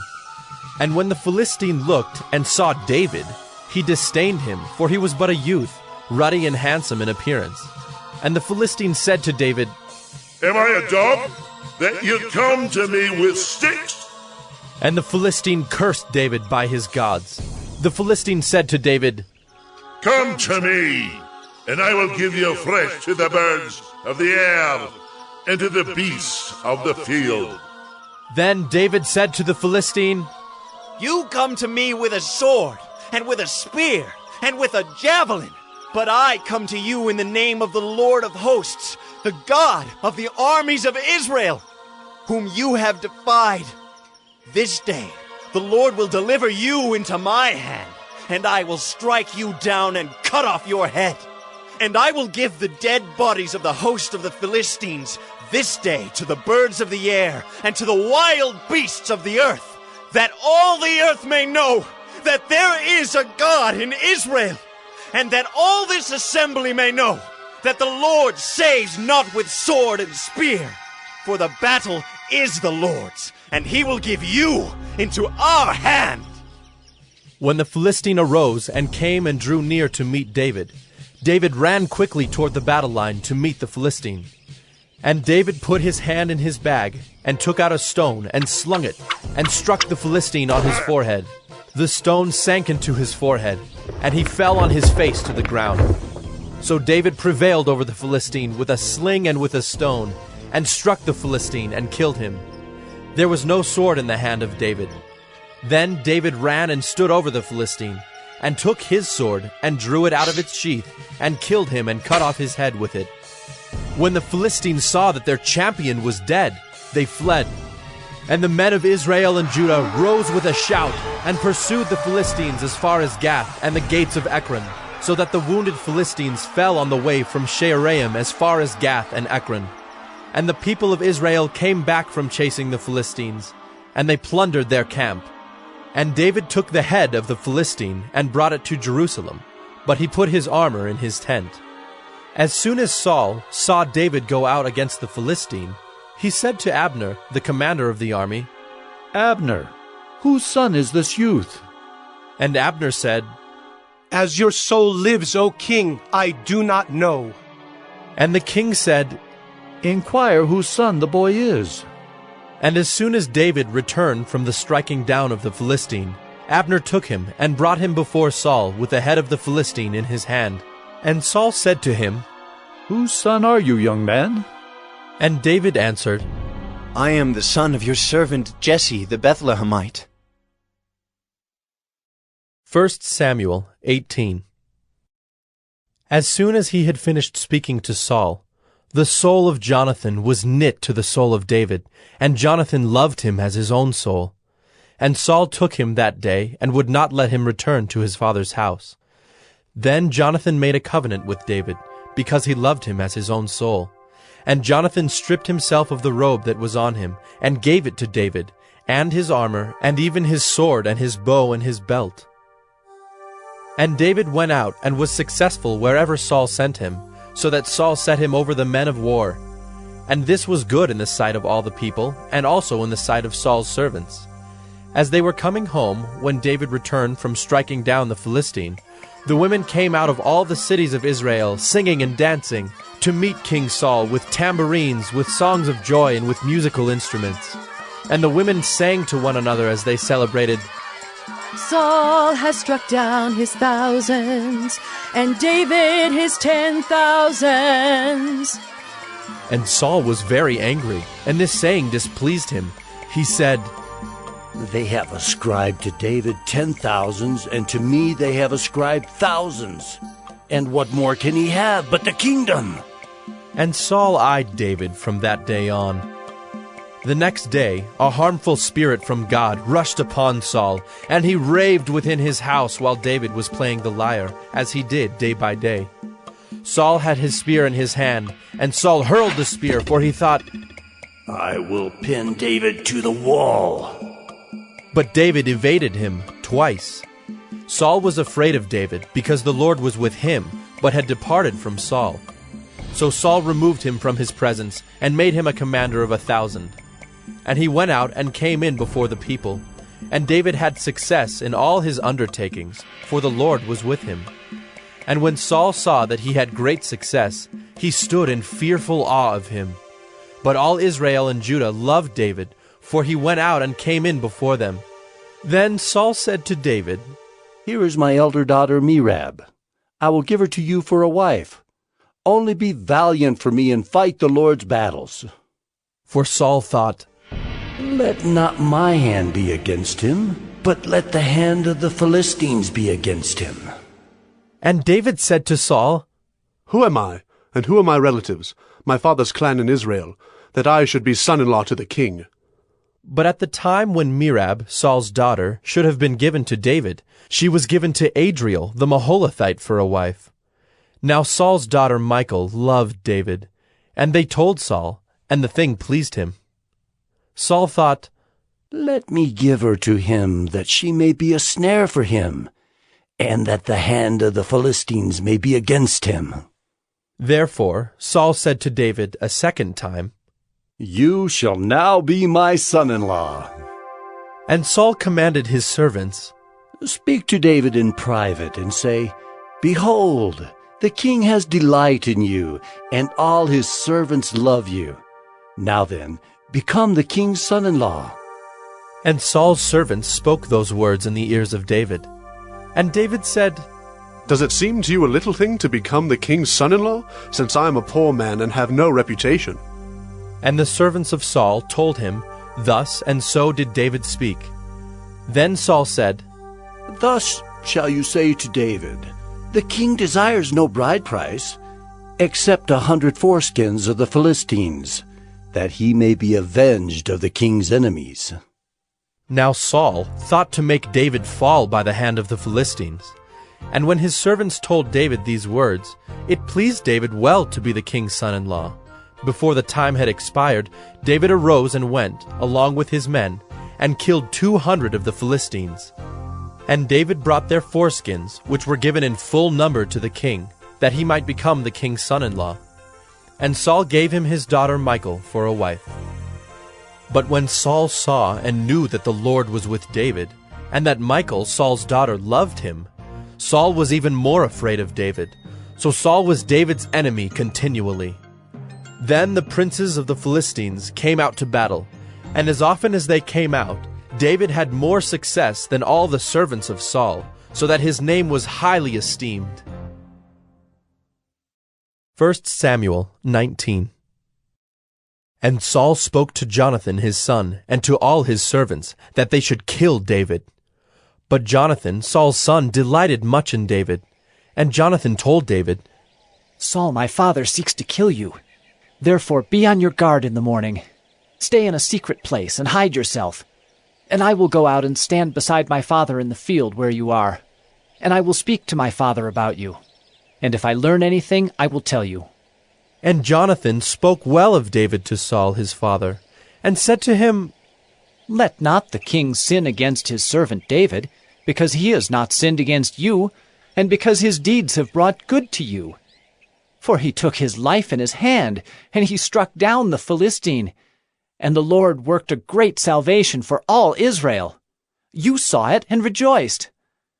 Why then will you sin against innocent blood by killing David without cause? And Saul listened to the voice of Jonathan. Saul swore, As the Lord lives, he shall not be put to death. And Jonathan called David, and Jonathan reported to him all these things. And Jonathan brought David to Saul, and he was in his presence as before. And there was war again. And David went out and fought with the Philistines, and struck them with a great blow, so that they fled before him. Then a harmful spirit from the Lord came upon Saul, as he sat in his house with his spear in his hand. And David was playing the lyre. And Saul sought to pin David to the wall with the spear, but he eluded Saul, so that he struck the spear into the wall. And David fled and escaped that night. Saul sent messengers to David's house to watch him, that he might kill him in the morning. But Michal, David's wife, told him, If you do not escape with your life tonight, tomorrow you will be killed. So Michal let David down through the window, and he fled away and escaped. Michal took an image and laid it on the bed, and put a pillow of goat's hair at its head, and covered it with the clothes. And when Saul sent messengers to take David, she said, He is sick. Then Saul sent the messengers to see David, saying, Bring him up to me in the bed, that I may kill him. And when the messengers came in, behold, the image was in the bed, with the pillow of goat's hair at its head. Saul said to Michal, Why have you deceived me thus, and let my enemy go, so that he has escaped? And Michal answered Saul, He said to me, Let me go. Why should I kill you? Now David fled and escaped, and he came to Samuel at Ramah, and told him all that Saul had done to him. And he and Samuel went and lived at Naioth. And it was told Saul, Behold, David is at Naioth in Ramah. Then Saul sent messengers to take David, And when they saw the company of the prophets prophesying, and Samuel standing as head over them, the Spirit of God came upon the messengers of Saul, and they also prophesied. When it was told Saul, he sent other messengers, and they also prophesied. And Saul sent messengers again, the third time, and they also prophesied. Then he himself went to Ramah, and came to the great well that is in Secu, and he asked, Where are Samuel and David? And one said, Behold, they are at Naioth in Ramah. And he went there to Naioth in Ramah, and the Spirit of God came upon him also.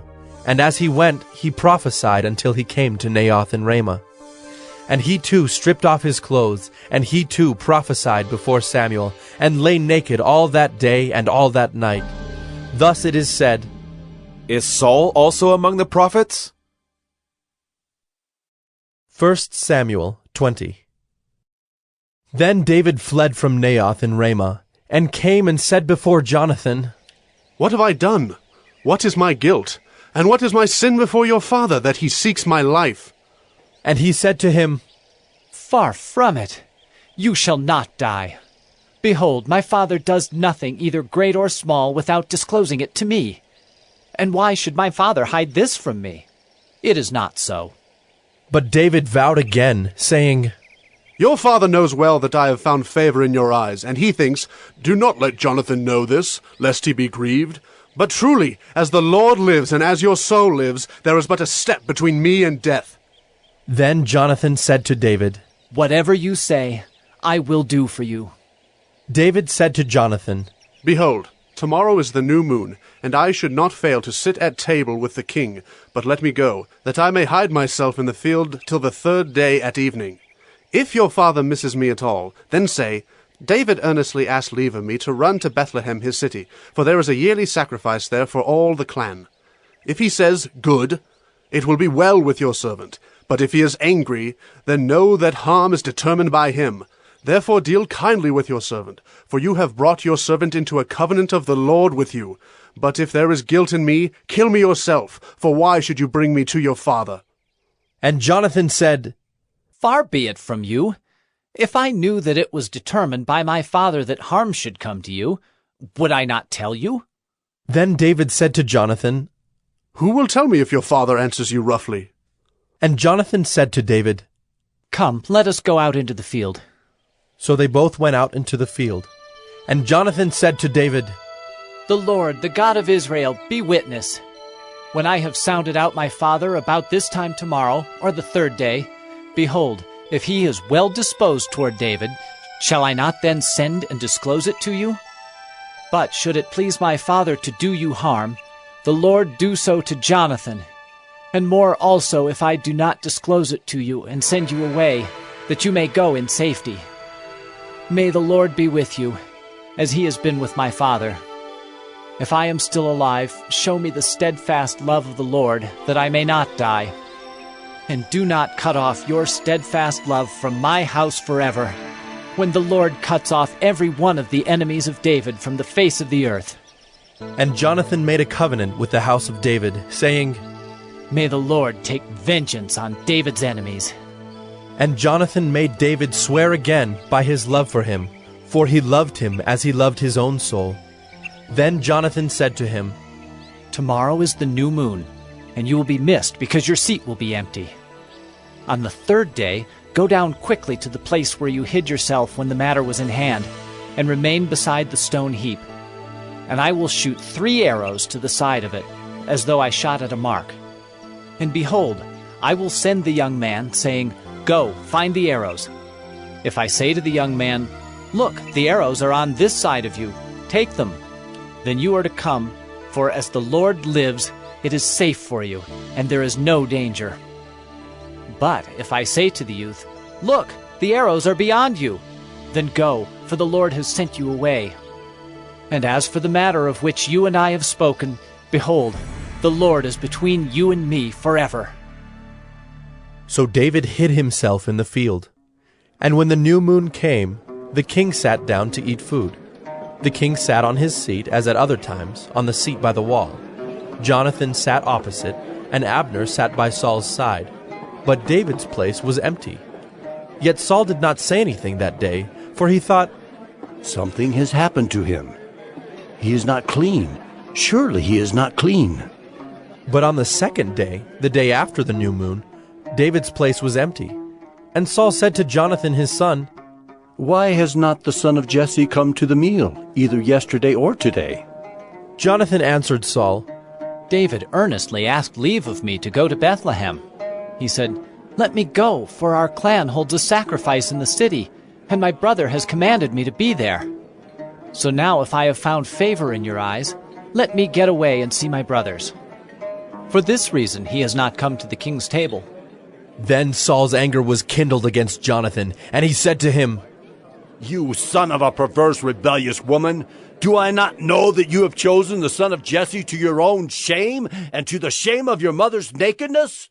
For as long as the son of Jesse lives on the earth, neither you nor your kingdom shall be established. Therefore send and bring him to me, for he shall surely die." Then Jonathan answered Saul his father, "Why should he be put to death? What has he done?" But Saul hurled his spear at him to strike him. So Jonathan knew that his father was determined to put David to death. And Jonathan rose from the table in fierce anger and ate no food the second day of the month, for he was grieved for David, because his father had disgraced him.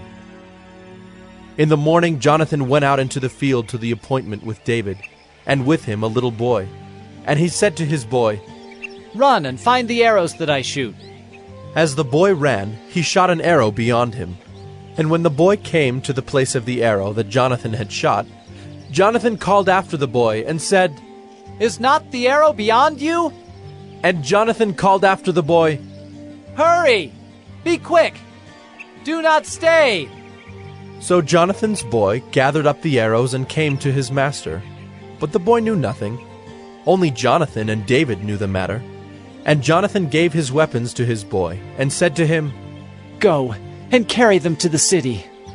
And as soon as the boy had gone, David rose from beside the stone heap, and fell on his face to the ground, and bowed 3 times.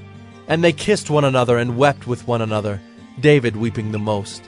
Then Jonathan said to David, "Go in peace, because we have sworn both of us in the name of the Lord, saying, 'The Lord shall be between me and you, and between my offspring and your offspring, forever.'"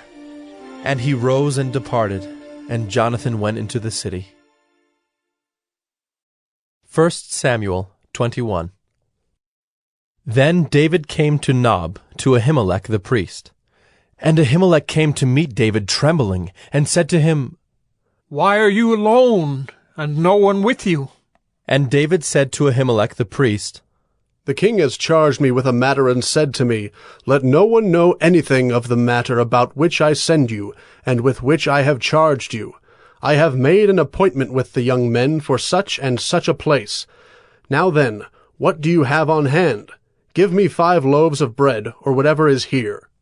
And the priest answered David, "I have no common bread on hand, but there is holy bread, if the young men have kept themselves from women." And David answered the priest, "Truly women have been kept from us as always when I go on an expedition. The vessels of the young men are holy even when it is an ordinary journey. How much more today will their vessels be holy?" So the priest gave him the holy bread, for there was no bread there but the bread of the presence, which is removed from before the Lord, to be replaced by hot bread on the day it is taken away. Now a certain man of the servants of Saul was there that day, detained before the Lord. His name was Doeg the Edomite, the chief of Saul's herdsmen. Then David said to Ahimelech, "Then have you not here a spear or a sword at hand? For I have brought neither my sword nor my weapons with me, because the king's business required haste." And the priest said, "The sword of Goliath the Philistine, whom you struck down in the valley of Elah, behold, it is here wrapped in a cloth behind the ephod. If you will take that, take it, for there is none but that here." And David said, "There is none like that. Give it to me." And David rose and fled that day from Saul, and went to Achish the king of Gath. And the servants of Achish said to him, Is not this David the king of the land? Did they not sing to one another of him in dances? Saul has struck down his thousands, and David his 10,000s. And David took these words to heart, and was much afraid of Achish the king of Gath. So he changed his behavior before them, and pretended to be insane in their hands, and made marks on the doors of the gate, and let his spittle run down his beard. Then Achish said to his servants, Behold, you see the man is mad. Why then have you brought him to me? Do I lack madmen, that you have brought this fellow to behave as a madman in my presence? Shall this fellow come into my house? 1 Samuel 22. David departed from there, and escaped to the cave of Adullam. And when his brothers and all his father's house heard it, they went down there to him. And everyone who was in distress, and everyone who was in debt, and everyone who was bitter in soul, gathered to him, and he became captain over them. And there were with him about 400 men. And David went from there to Mizpeh of Moab.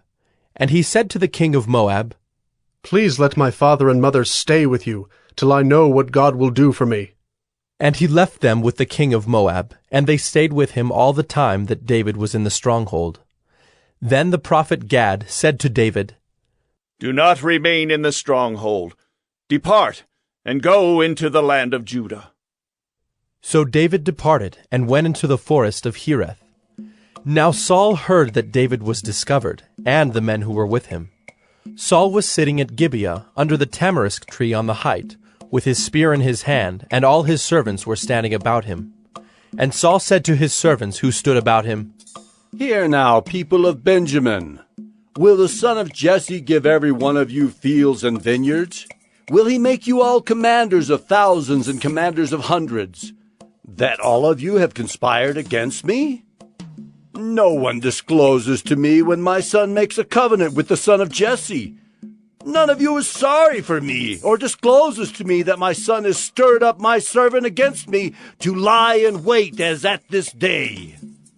Then answered Doeg the Edomite, who stood by the servants of Saul, I saw the son of Jesse come into Nob to Ahimelech, the son of Ahitub, and he inquired of the Lord for him, and gave him provisions, and gave him the sword of Goliath the Philistine.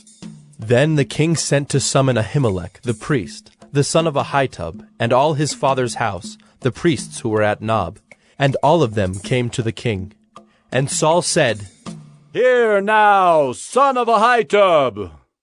And he answered, Here I am, my lord. And Saul said to him, Why have you conspired against me, you and the son of Jesse, in that you have given him bread and a sword, and have inquired of God for him, so that he is risen against me to lie in wait, as at this day? Then Ahimelech answered the king, And who among all your servants is so faithful as David, who is the king's son-in-law, and captain over your bodyguard, and honored in your house? Is today the first time that I have inquired of God for him? No. Let not the king impute anything to his servant, or to all the house of my father, for your servant has known nothing of all this, much or little. And the king said, You shall surely die, Ahimelech, you and all your father's house. And the king said to the guard who stood about him, Turn and kill the priests of the Lord, because their hand also is with David, and they knew that he fled and did not disclose it to me. But the servants of the king would not put out their hand to strike the priests of the Lord. Then the king said to Doeg, You! Turn and strike the priests! And Doeg the Edomite turned and struck down the priests, and he killed on that day 85 persons who wore the linen ephod. And Nob, the city of the priests, he put to the sword. Both man and woman, child and infant, ox, donkey, and sheep he put to the sword. But one of the sons of Ahimelech, the son of Ahitub, named Abiathar, escaped and fled after David. And Abiathar told David that Saul had killed the priests of the Lord. And David said to Abiathar, I knew on that day, when Doeg the Edomite was there, that he would surely tell Saul, I have occasioned the death of all the persons of your father's house. Stay with me, do not be afraid, for he who seeks my life seeks your life. With me you shall be in safe keeping. 1 Samuel 23. Now they told David, Behold, the Philistines are fighting against Keilah and are robbing the threshing floors. Therefore David inquired of the Lord, Shall I go and attack these Philistines? And the Lord said to David, Go and attack the Philistines and save Keilah. But David's men said to him, Behold, we are afraid here in Judah. How much more then if we go to Keilah against the armies of the Philistines? Then David inquired of the Lord again, and the Lord answered him, Arise, go down to Keilah, for I will give the Philistines into your hand. And David and his men went to Keilah, and fought with the Philistines, and brought away their livestock, and struck them with a great blow. So David saved the inhabitants of Keilah. When Abiathar, the son of Ahimelech, had fled to David to Keilah, he had come down with an ephod in his hand. Now it was told Saul that David had come to Keilah, and Saul said, God has given him into my hand, for he has shut himself in by entering a town that has gates and bars. And Saul summoned all the people to war, to go down to Keilah, to besiege David and his men. David knew that Saul was plotting harm against him, and he said to Abiathar the priest, Bring the ephod here. Then said David, O Lord, the God of Israel, your servant has surely heard that Saul seeks to come to Keilah to destroy the city on my account. Will the men of Keilah surrender me into his hand? Will Saul come down, as your servant has heard? O Lord, the God of Israel, please tell your servant. And the Lord said, He will come down. Then David said, Will the men of Keilah surrender me and my men into the hand of Saul? And the Lord said, They will surrender you. Then David and his men, who were about 600, arose and departed from Keilah, and they went wherever they could go. When Saul was told that David had escaped from Keilah, he gave up the expedition. And David remained in the strongholds in the wilderness, in the hill country of the wilderness of Ziph. And Saul sought him every day, but God did not give him into his hand. David saw that Saul had come out to seek his life. David was in the wilderness of Ziph at Horesh, and Jonathan, Saul's son, rose and went to David at Horesh, and strengthened his hand in God. And he said to him, Do not fear, for the hand of Saul my father shall not find you. You shall be king over Israel, and I shall be next to you. Saul my father also knows this. And the two of them made a covenant before the Lord. David remained at Horesh, and Jonathan went home. Then the Ziphites went up to Saul at Gibeah, saying, Is not David hiding among us in the strongholds at Horesh, on the hill of Hakeilah, which is south of Jeshimon? Now come down, O king, according to all your heart's desire to come down, and our part shall be to surrender him into the king's hand. And Saul said, May you be blessed by the Lord, for you have had compassion on me. Go, make yet more sure. Know and see the place where his foot is, and who has seen him there, for it is told me that he is very cunning. See therefore and take note of all the lurking places where he hides, and come back to me with sure information. Then I will go with you, and if he is in the land, I will search him out among all the thousands of Judah. And they arose and went to Ziph, ahead of Saul. Now David and his men were in the wilderness of Maon, in the Arabah to the south of Jeshimon. And Saul and his men went to seek him, and David was told. So he went down to the rock and lived in the wilderness of Maon. And when Saul heard that, he pursued after David in the wilderness of Maon. Saul went on one side of the mountain, and David and his men on the other side of the mountain. And David was hurrying to get away from Saul. As Saul and his men were closing in on David and his men to capture them, a messenger came to Saul, saying, Hurry and come, for the Philistines have made a raid against the land. So Saul returned from pursuing after David and went against the Philistines. Therefore, that place was called the Rock of Escape. And David went up from there and lived in the strongholds of En-gedi. 1 Samuel 24. When Saul returned from following the Philistines, he was told, "Behold, David is in the wilderness of En-gedi." Then Saul took 3,000 chosen men out of all Israel and went to seek David and his men in front of the wild goats' rocks. And he came to the sheepfolds by the way, where there was a cave, and Saul went in to relieve himself. Now David and his men were sitting in the innermost parts of the cave. And the men of David said to him, "Here is the day of which the Lord said to you, Behold, I will give your enemy into your hand, and you shall do to him as it shall seem good to you." Then David arose and stealthily cut off a corner of Saul's robe. And afterward David's heart struck him because he had cut off a corner of Saul's robe. He said to his men, "The Lord forbid that I should do this thing to my Lord, the Lord's anointed, to put out my hand against him, seeing he is the Lord's anointed."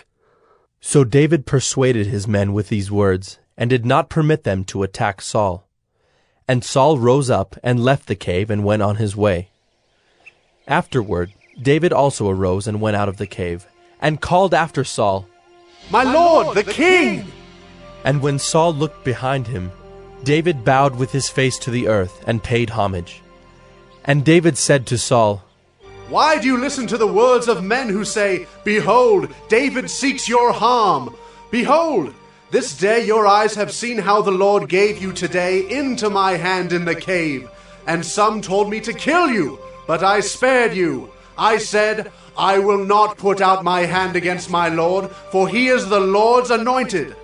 See, my father, see the corner of your robe in my hand. For by the fact that I cut off the corner of your robe and did not kill you, you may know and see that there is no wrong or treason in my hands.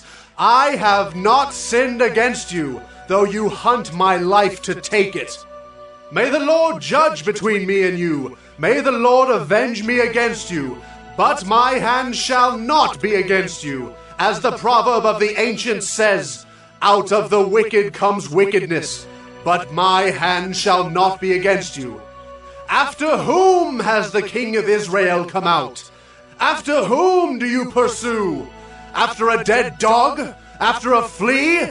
May the Lord therefore be judge and give sentence between me and you, and see to it, and plead my cause, and deliver me from your hand." As soon as David had finished speaking these words to Saul, Saul said, "Is this your voice, my son David?" And Saul lifted up his voice and wept. He said to David, "You are more righteous than I, for you have repaid me good, whereas I have repaid you evil. And you have declared this day how you have dealt well with me, in that you did not kill me when the Lord put me into your hands. For if a man finds his enemy, will he let him go away safe? So may the Lord reward you with good for what you have done to me this day. And now, behold, I know that you shall surely be king, and that the kingdom of Israel shall be established in your hand. Swear to me, therefore, by the Lord, that you will not cut off my offspring after me, and that you will not destroy my name out of my father's house." And David swore this to Saul. Then Saul went home, but David and his men went up to the stronghold. 1 Samuel 25. Now Samuel died, and all Israel assembled and mourned for him, and they buried him in his house at Ramah. Then David rose and went down to the wilderness of Paran. And there was a man in Maon, whose business was in Carmel. The man was very rich. He had 3,000 sheep and 1,000 goats. He was shearing his sheep in Carmel. Now the name of the man was Nabal, and the name of his wife Abigail. The woman was discerning and beautiful, but the man was harsh and badly behaved. He was a Calebite. David heard in the wilderness that Nabal was shearing his sheep. So David sent 10 young men. And David said to the young men, Go up to Carmel, and go to Nabal and greet him in my name. And thus you shall greet him. Peace be to you, and peace be to your house, and peace be to all that you have. I hear that you have shearers. Now your shepherds have been with us, and we did them no harm, and they missed nothing all the time they were in Carmel. Ask your young men, and they will tell you. Therefore, let my young men find favor in your eyes, for we come on a feast day. Please, give whatever you have at hand to your servants, and to your son David. When David's young men came, they said all this to Nabal in the name of David, and then they waited. And Nabal answered David's servants, Who is David? Who is the son of Jesse? There are many servants these days who are breaking away from their masters. Shall I take my bread and my water and my meat that I have killed for my shearers and give it to men who come from I do not know where? So David's young men turned away and came back and told him all this. And David said to his men, Every man strap on his sword. And every man of them strapped on his sword. David also strapped on his sword. And about 400 men went up after David, while 200 remained with the baggage. But one of the young men told Abigail, Nabal's wife, Behold, David sent messengers out of the wilderness to greet our master, and he railed at them. Yet the men were very good to us, and we suffered no harm, and we did not miss anything when we were in the fields, as long as we went with them. They were a wall to us both by night and by day, all the while we were with them keeping the sheep. Now therefore know this, and consider what you should do, for harm is determined against our master and against all his house, and he is such a worthless man that one cannot speak to him.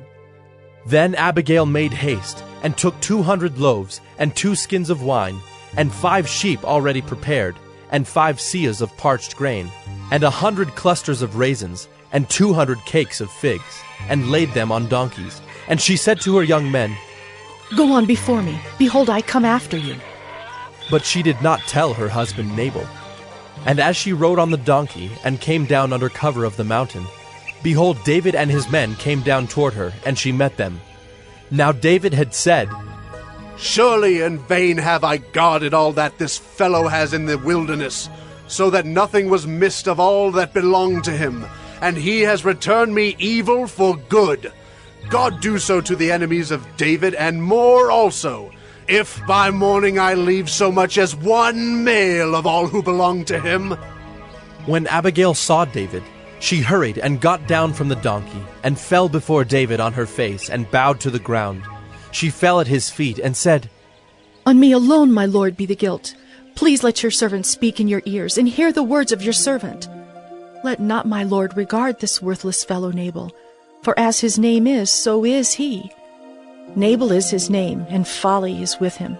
But I, your servant, did not see the young men of my lord whom you sent.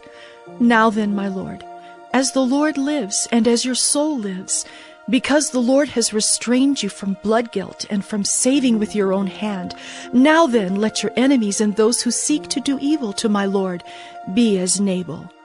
And now let this present that your servant has brought to my lord be given to the young men who follow my lord.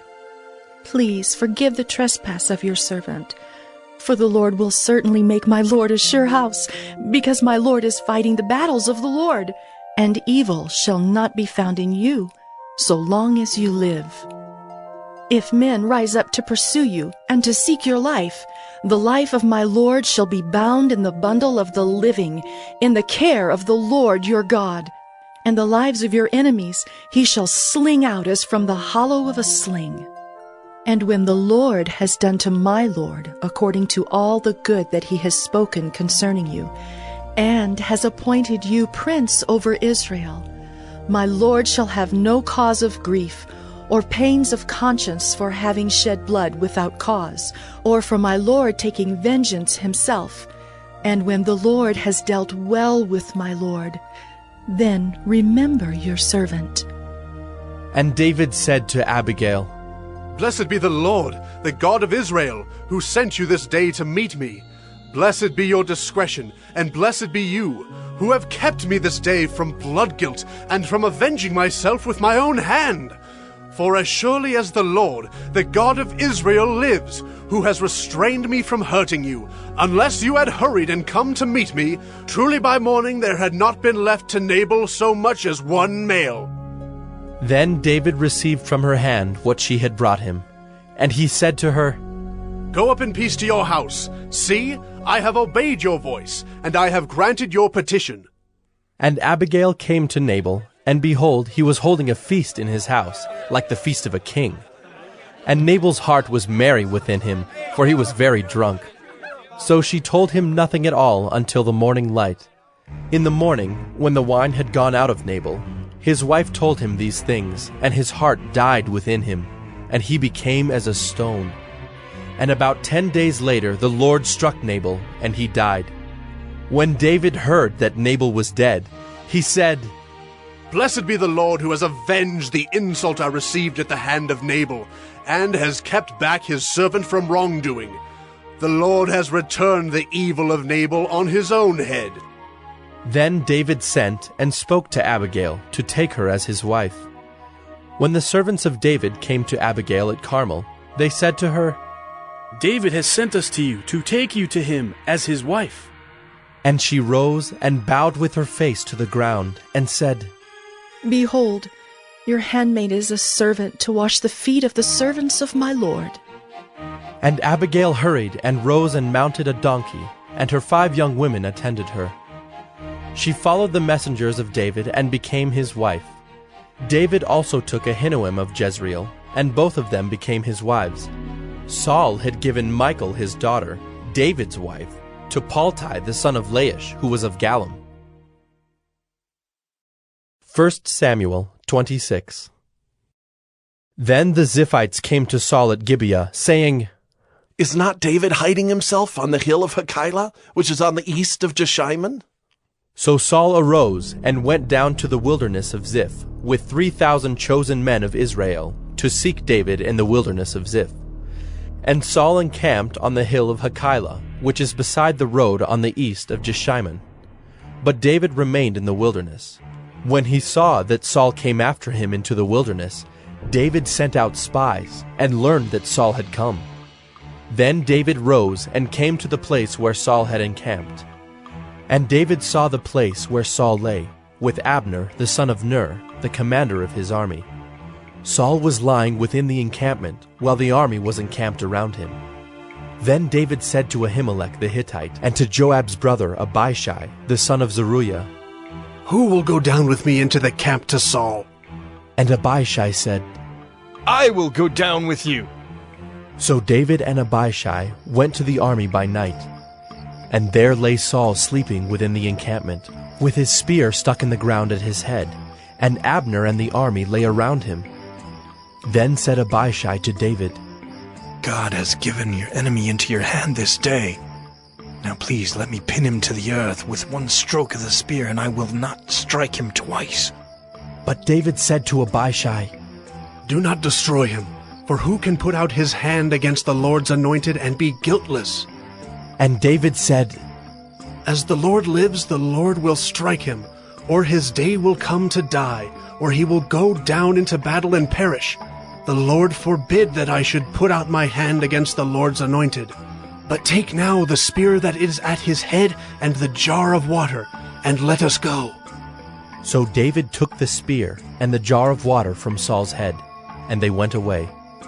No man saw it or knew it, nor did any awake, for they were all asleep, because a deep sleep from the Lord had fallen upon them. Then David went over to the other side, and stood far off on the top of the hill, with a great space between them. And David called to the army, and to Abner the son of Ner, saying, Will you not answer, Abner? Then Abner answered, Who are you who calls to the king? And David said to Abner, Are you not a man? Who is like you in Israel? Why then have you not kept watch over your lord the king? For one of the people came in to destroy the king your lord. This thing that you have done is not good. As the Lord lives, you deserve to die, because you have not kept watch over your Lord, the Lord's anointed. And now see where the king's spear is, and the jar of water that was at his head? Saul recognized David's voice and said, Is this your voice, my son David? And David said, It is my voice, my lord, O king. And he said, Why does my lord pursue after his servant? For what have I done? What evil is on my hands? Now therefore let my lord the king hear the words of his servant. If it is the Lord who has stirred you up against me, may he accept an offering. But if it is men, may they be cursed before the Lord. For they have driven me out this day, that I should have no share in the heritage of the Lord, saying, Go serve other gods.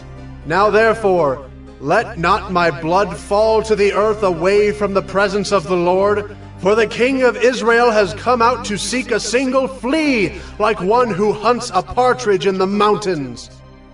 Then Saul said, I have sinned.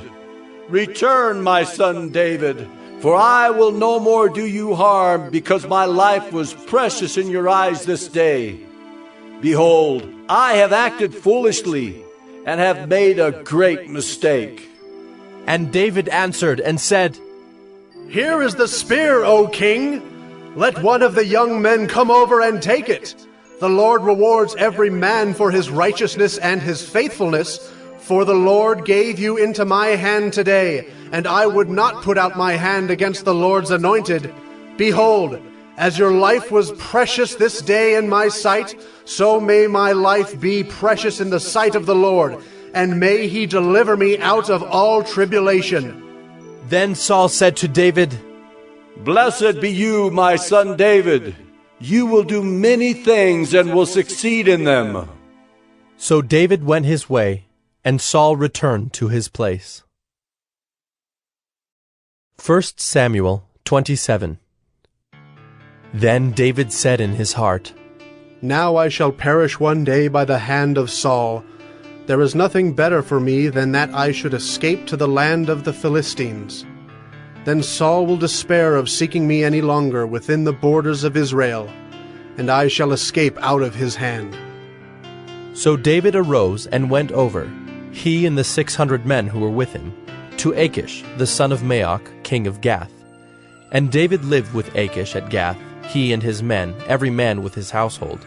And David with his 2 wives, Ahinoam of Jezreel and Abigail of Carmel, Nabal's widow. And when it was told Saul that David had fled to Gath, he no longer sought him. Then David said to Achish, If I have found favor in your eyes, let a place be given me in one of the country towns, that I may dwell there. For why should your servant dwell in the royal city with you? So that day Achish gave him Ziklag. Therefore Ziklag has belonged to the kings of Judah to this day. And the number of the days that David lived in the country of the Philistines was 1 year and 4 months. Now David and his men went up and made raids against the Geshurites, the Girzites, and the Amalekites, for these were the inhabitants of the land from of old, as far as Shur to the land of Egypt. And David would strike the land and would leave neither man nor woman alive, but would take away the sheep, the oxen, the donkeys, the camels, and the garments, and come back to Achish. When Achish asked, Where have you made a raid today? David would say, Against the Negeb of Judah.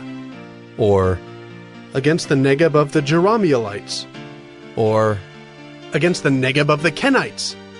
And David would leave neither man nor woman alive to bring news to Gath, thinking, Lest they should tell about us and say, So David has done. Such was his custom all the while he lived in the country of the Philistines. And Achish trusted David, thinking, He has made himself an utter stench to his people Israel. Therefore he shall always be my servant. 1 Samuel 28. In those days the Philistines gathered their forces for war to fight against Israel. And Achish said to David, Understand that you and your men are to go out with me in the army. David said to Achish, Very well, you shall know what your servant can do. And Achish said to David, Very well, I will make you my bodyguard for life. Now Samuel had died, and all Israel had mourned for him and buried him in Ramah, his own city. And Saul had put the mediums and the necromancers out of the land. The Philistines assembled and came and encamped at Shunem. And Saul gathered all Israel, and they encamped at Gilboa. When Saul saw the army of the Philistines, he was afraid, and his heart trembled greatly. And when Saul inquired of the Lord did not answer him, either by dreams, or by Urim, or by prophets. Then Saul said to his servants, Seek out for me a woman who is a medium, that I may go to her and inquire of her. And his servants said to him, Behold, there is a medium at Endor. So Saul disguised himself, and put on other garments, and went, he and 2 men with him. And they came to the woman by night. And he said, Divine for me by a spirit, and bring up for me whomever I shall name to you. The woman said to him, Surely you know what Saul has done, how he has cut off the mediums and the necromancers from the land. Why then are you laying a trap for my life to bring about my death? But Saul swore to her by the Lord, As the Lord lives, no punishment shall come upon you for this thing. Then the woman said, Whom shall I bring up for you? He said, Bring up Samuel for me. When the woman saw Samuel, she cried out with a loud voice, and the woman said to Saul, Why have you deceived me? You are Saul. The king said to her, Do not be afraid. What do you see? And the woman said to Saul, I see a god coming up out of the earth. He said to her, What is his appearance? And she said, An old man is coming up, and he is wrapped in a robe. And Saul knew that it was Samuel, and he bowed with his face to the ground and paid homage. Then Samuel said to Saul, Why have you disturbed me by bringing me up? Saul answered, I am in great distress, for the Philistines are warring against me, and God has turned away from me and answers me no more, either by prophets or by dreams. Therefore I have summoned you to tell me what I shall do. And Samuel said, Why then do you ask me, since the Lord has turned from you and become your enemy? The Lord has done to you as he spoke by me, for the Lord has torn the kingdom out of your hand and given it to your neighbor David, because you did not obey the voice of the Lord and did not carry out his fierce wrath against Amalek. Therefore the Lord has done this thing to you this day. Moreover, the Lord will give Israel also with you into the hand of the Philistines.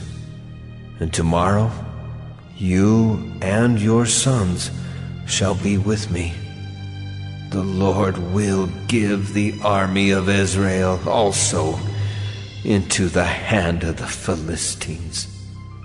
Then Saul fell at once, full length on the ground, filled with fear because of the words of Samuel. And there was no strength in him, for he had eaten nothing all day and all night. And the woman came to Saul, and when she saw that he was terrified, she said to him, Behold, your servant has obeyed you.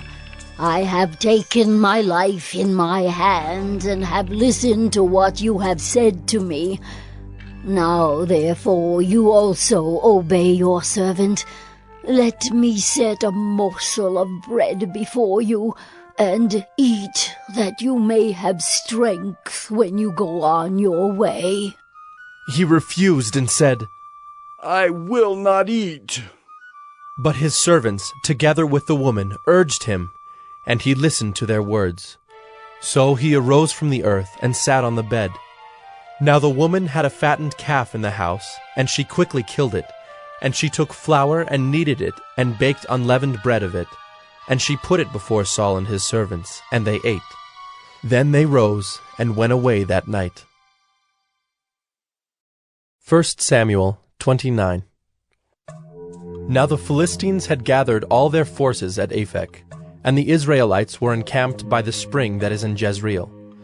As the lords of the Philistines were passing on by hundreds and by thousands, and David and his men were passing on in the rear with Achish, the commanders of the Philistines said, "What are these Hebrews doing here?"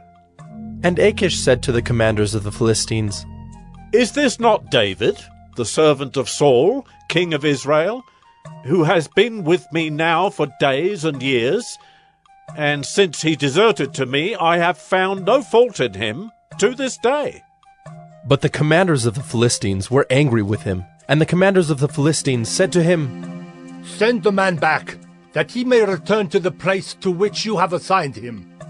He shall not go down with us to battle, lest in the battle he become an adversary to us. For how could this fellow reconcile himself to his lord? Would it not be with the heads of the men here? Is not this David of whom they sing to one another in dances?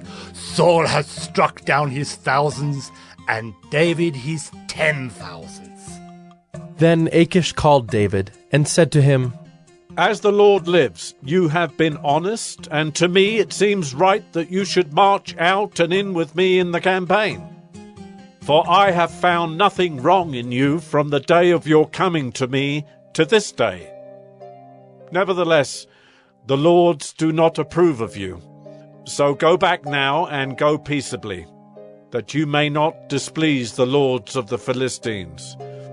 And David said to Achish, "But what have I done? What have you found in your servant from the day I entered your service until now, that I may not go and fight against the enemies of my lord the king?" And Achish answered David and said, "I know that you are as blameless in my sight as an angel of God.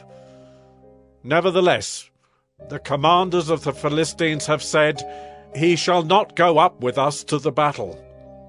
Now then, rise early in the morning with the servants of your lord who came with you, and start early in the morning, and depart as soon as you have light." So David set out with his men early in the morning to return to the land of the Philistines. But the Philistines went up to Jezreel. 1 Samuel 30. Now when David and his men came to Ziklag on the third day, the Amalekites had made a raid against the Negeb and against Ziklag. They had overcome Ziklag and burned it with fire, and taken captive the women and all who were in it, both small and great.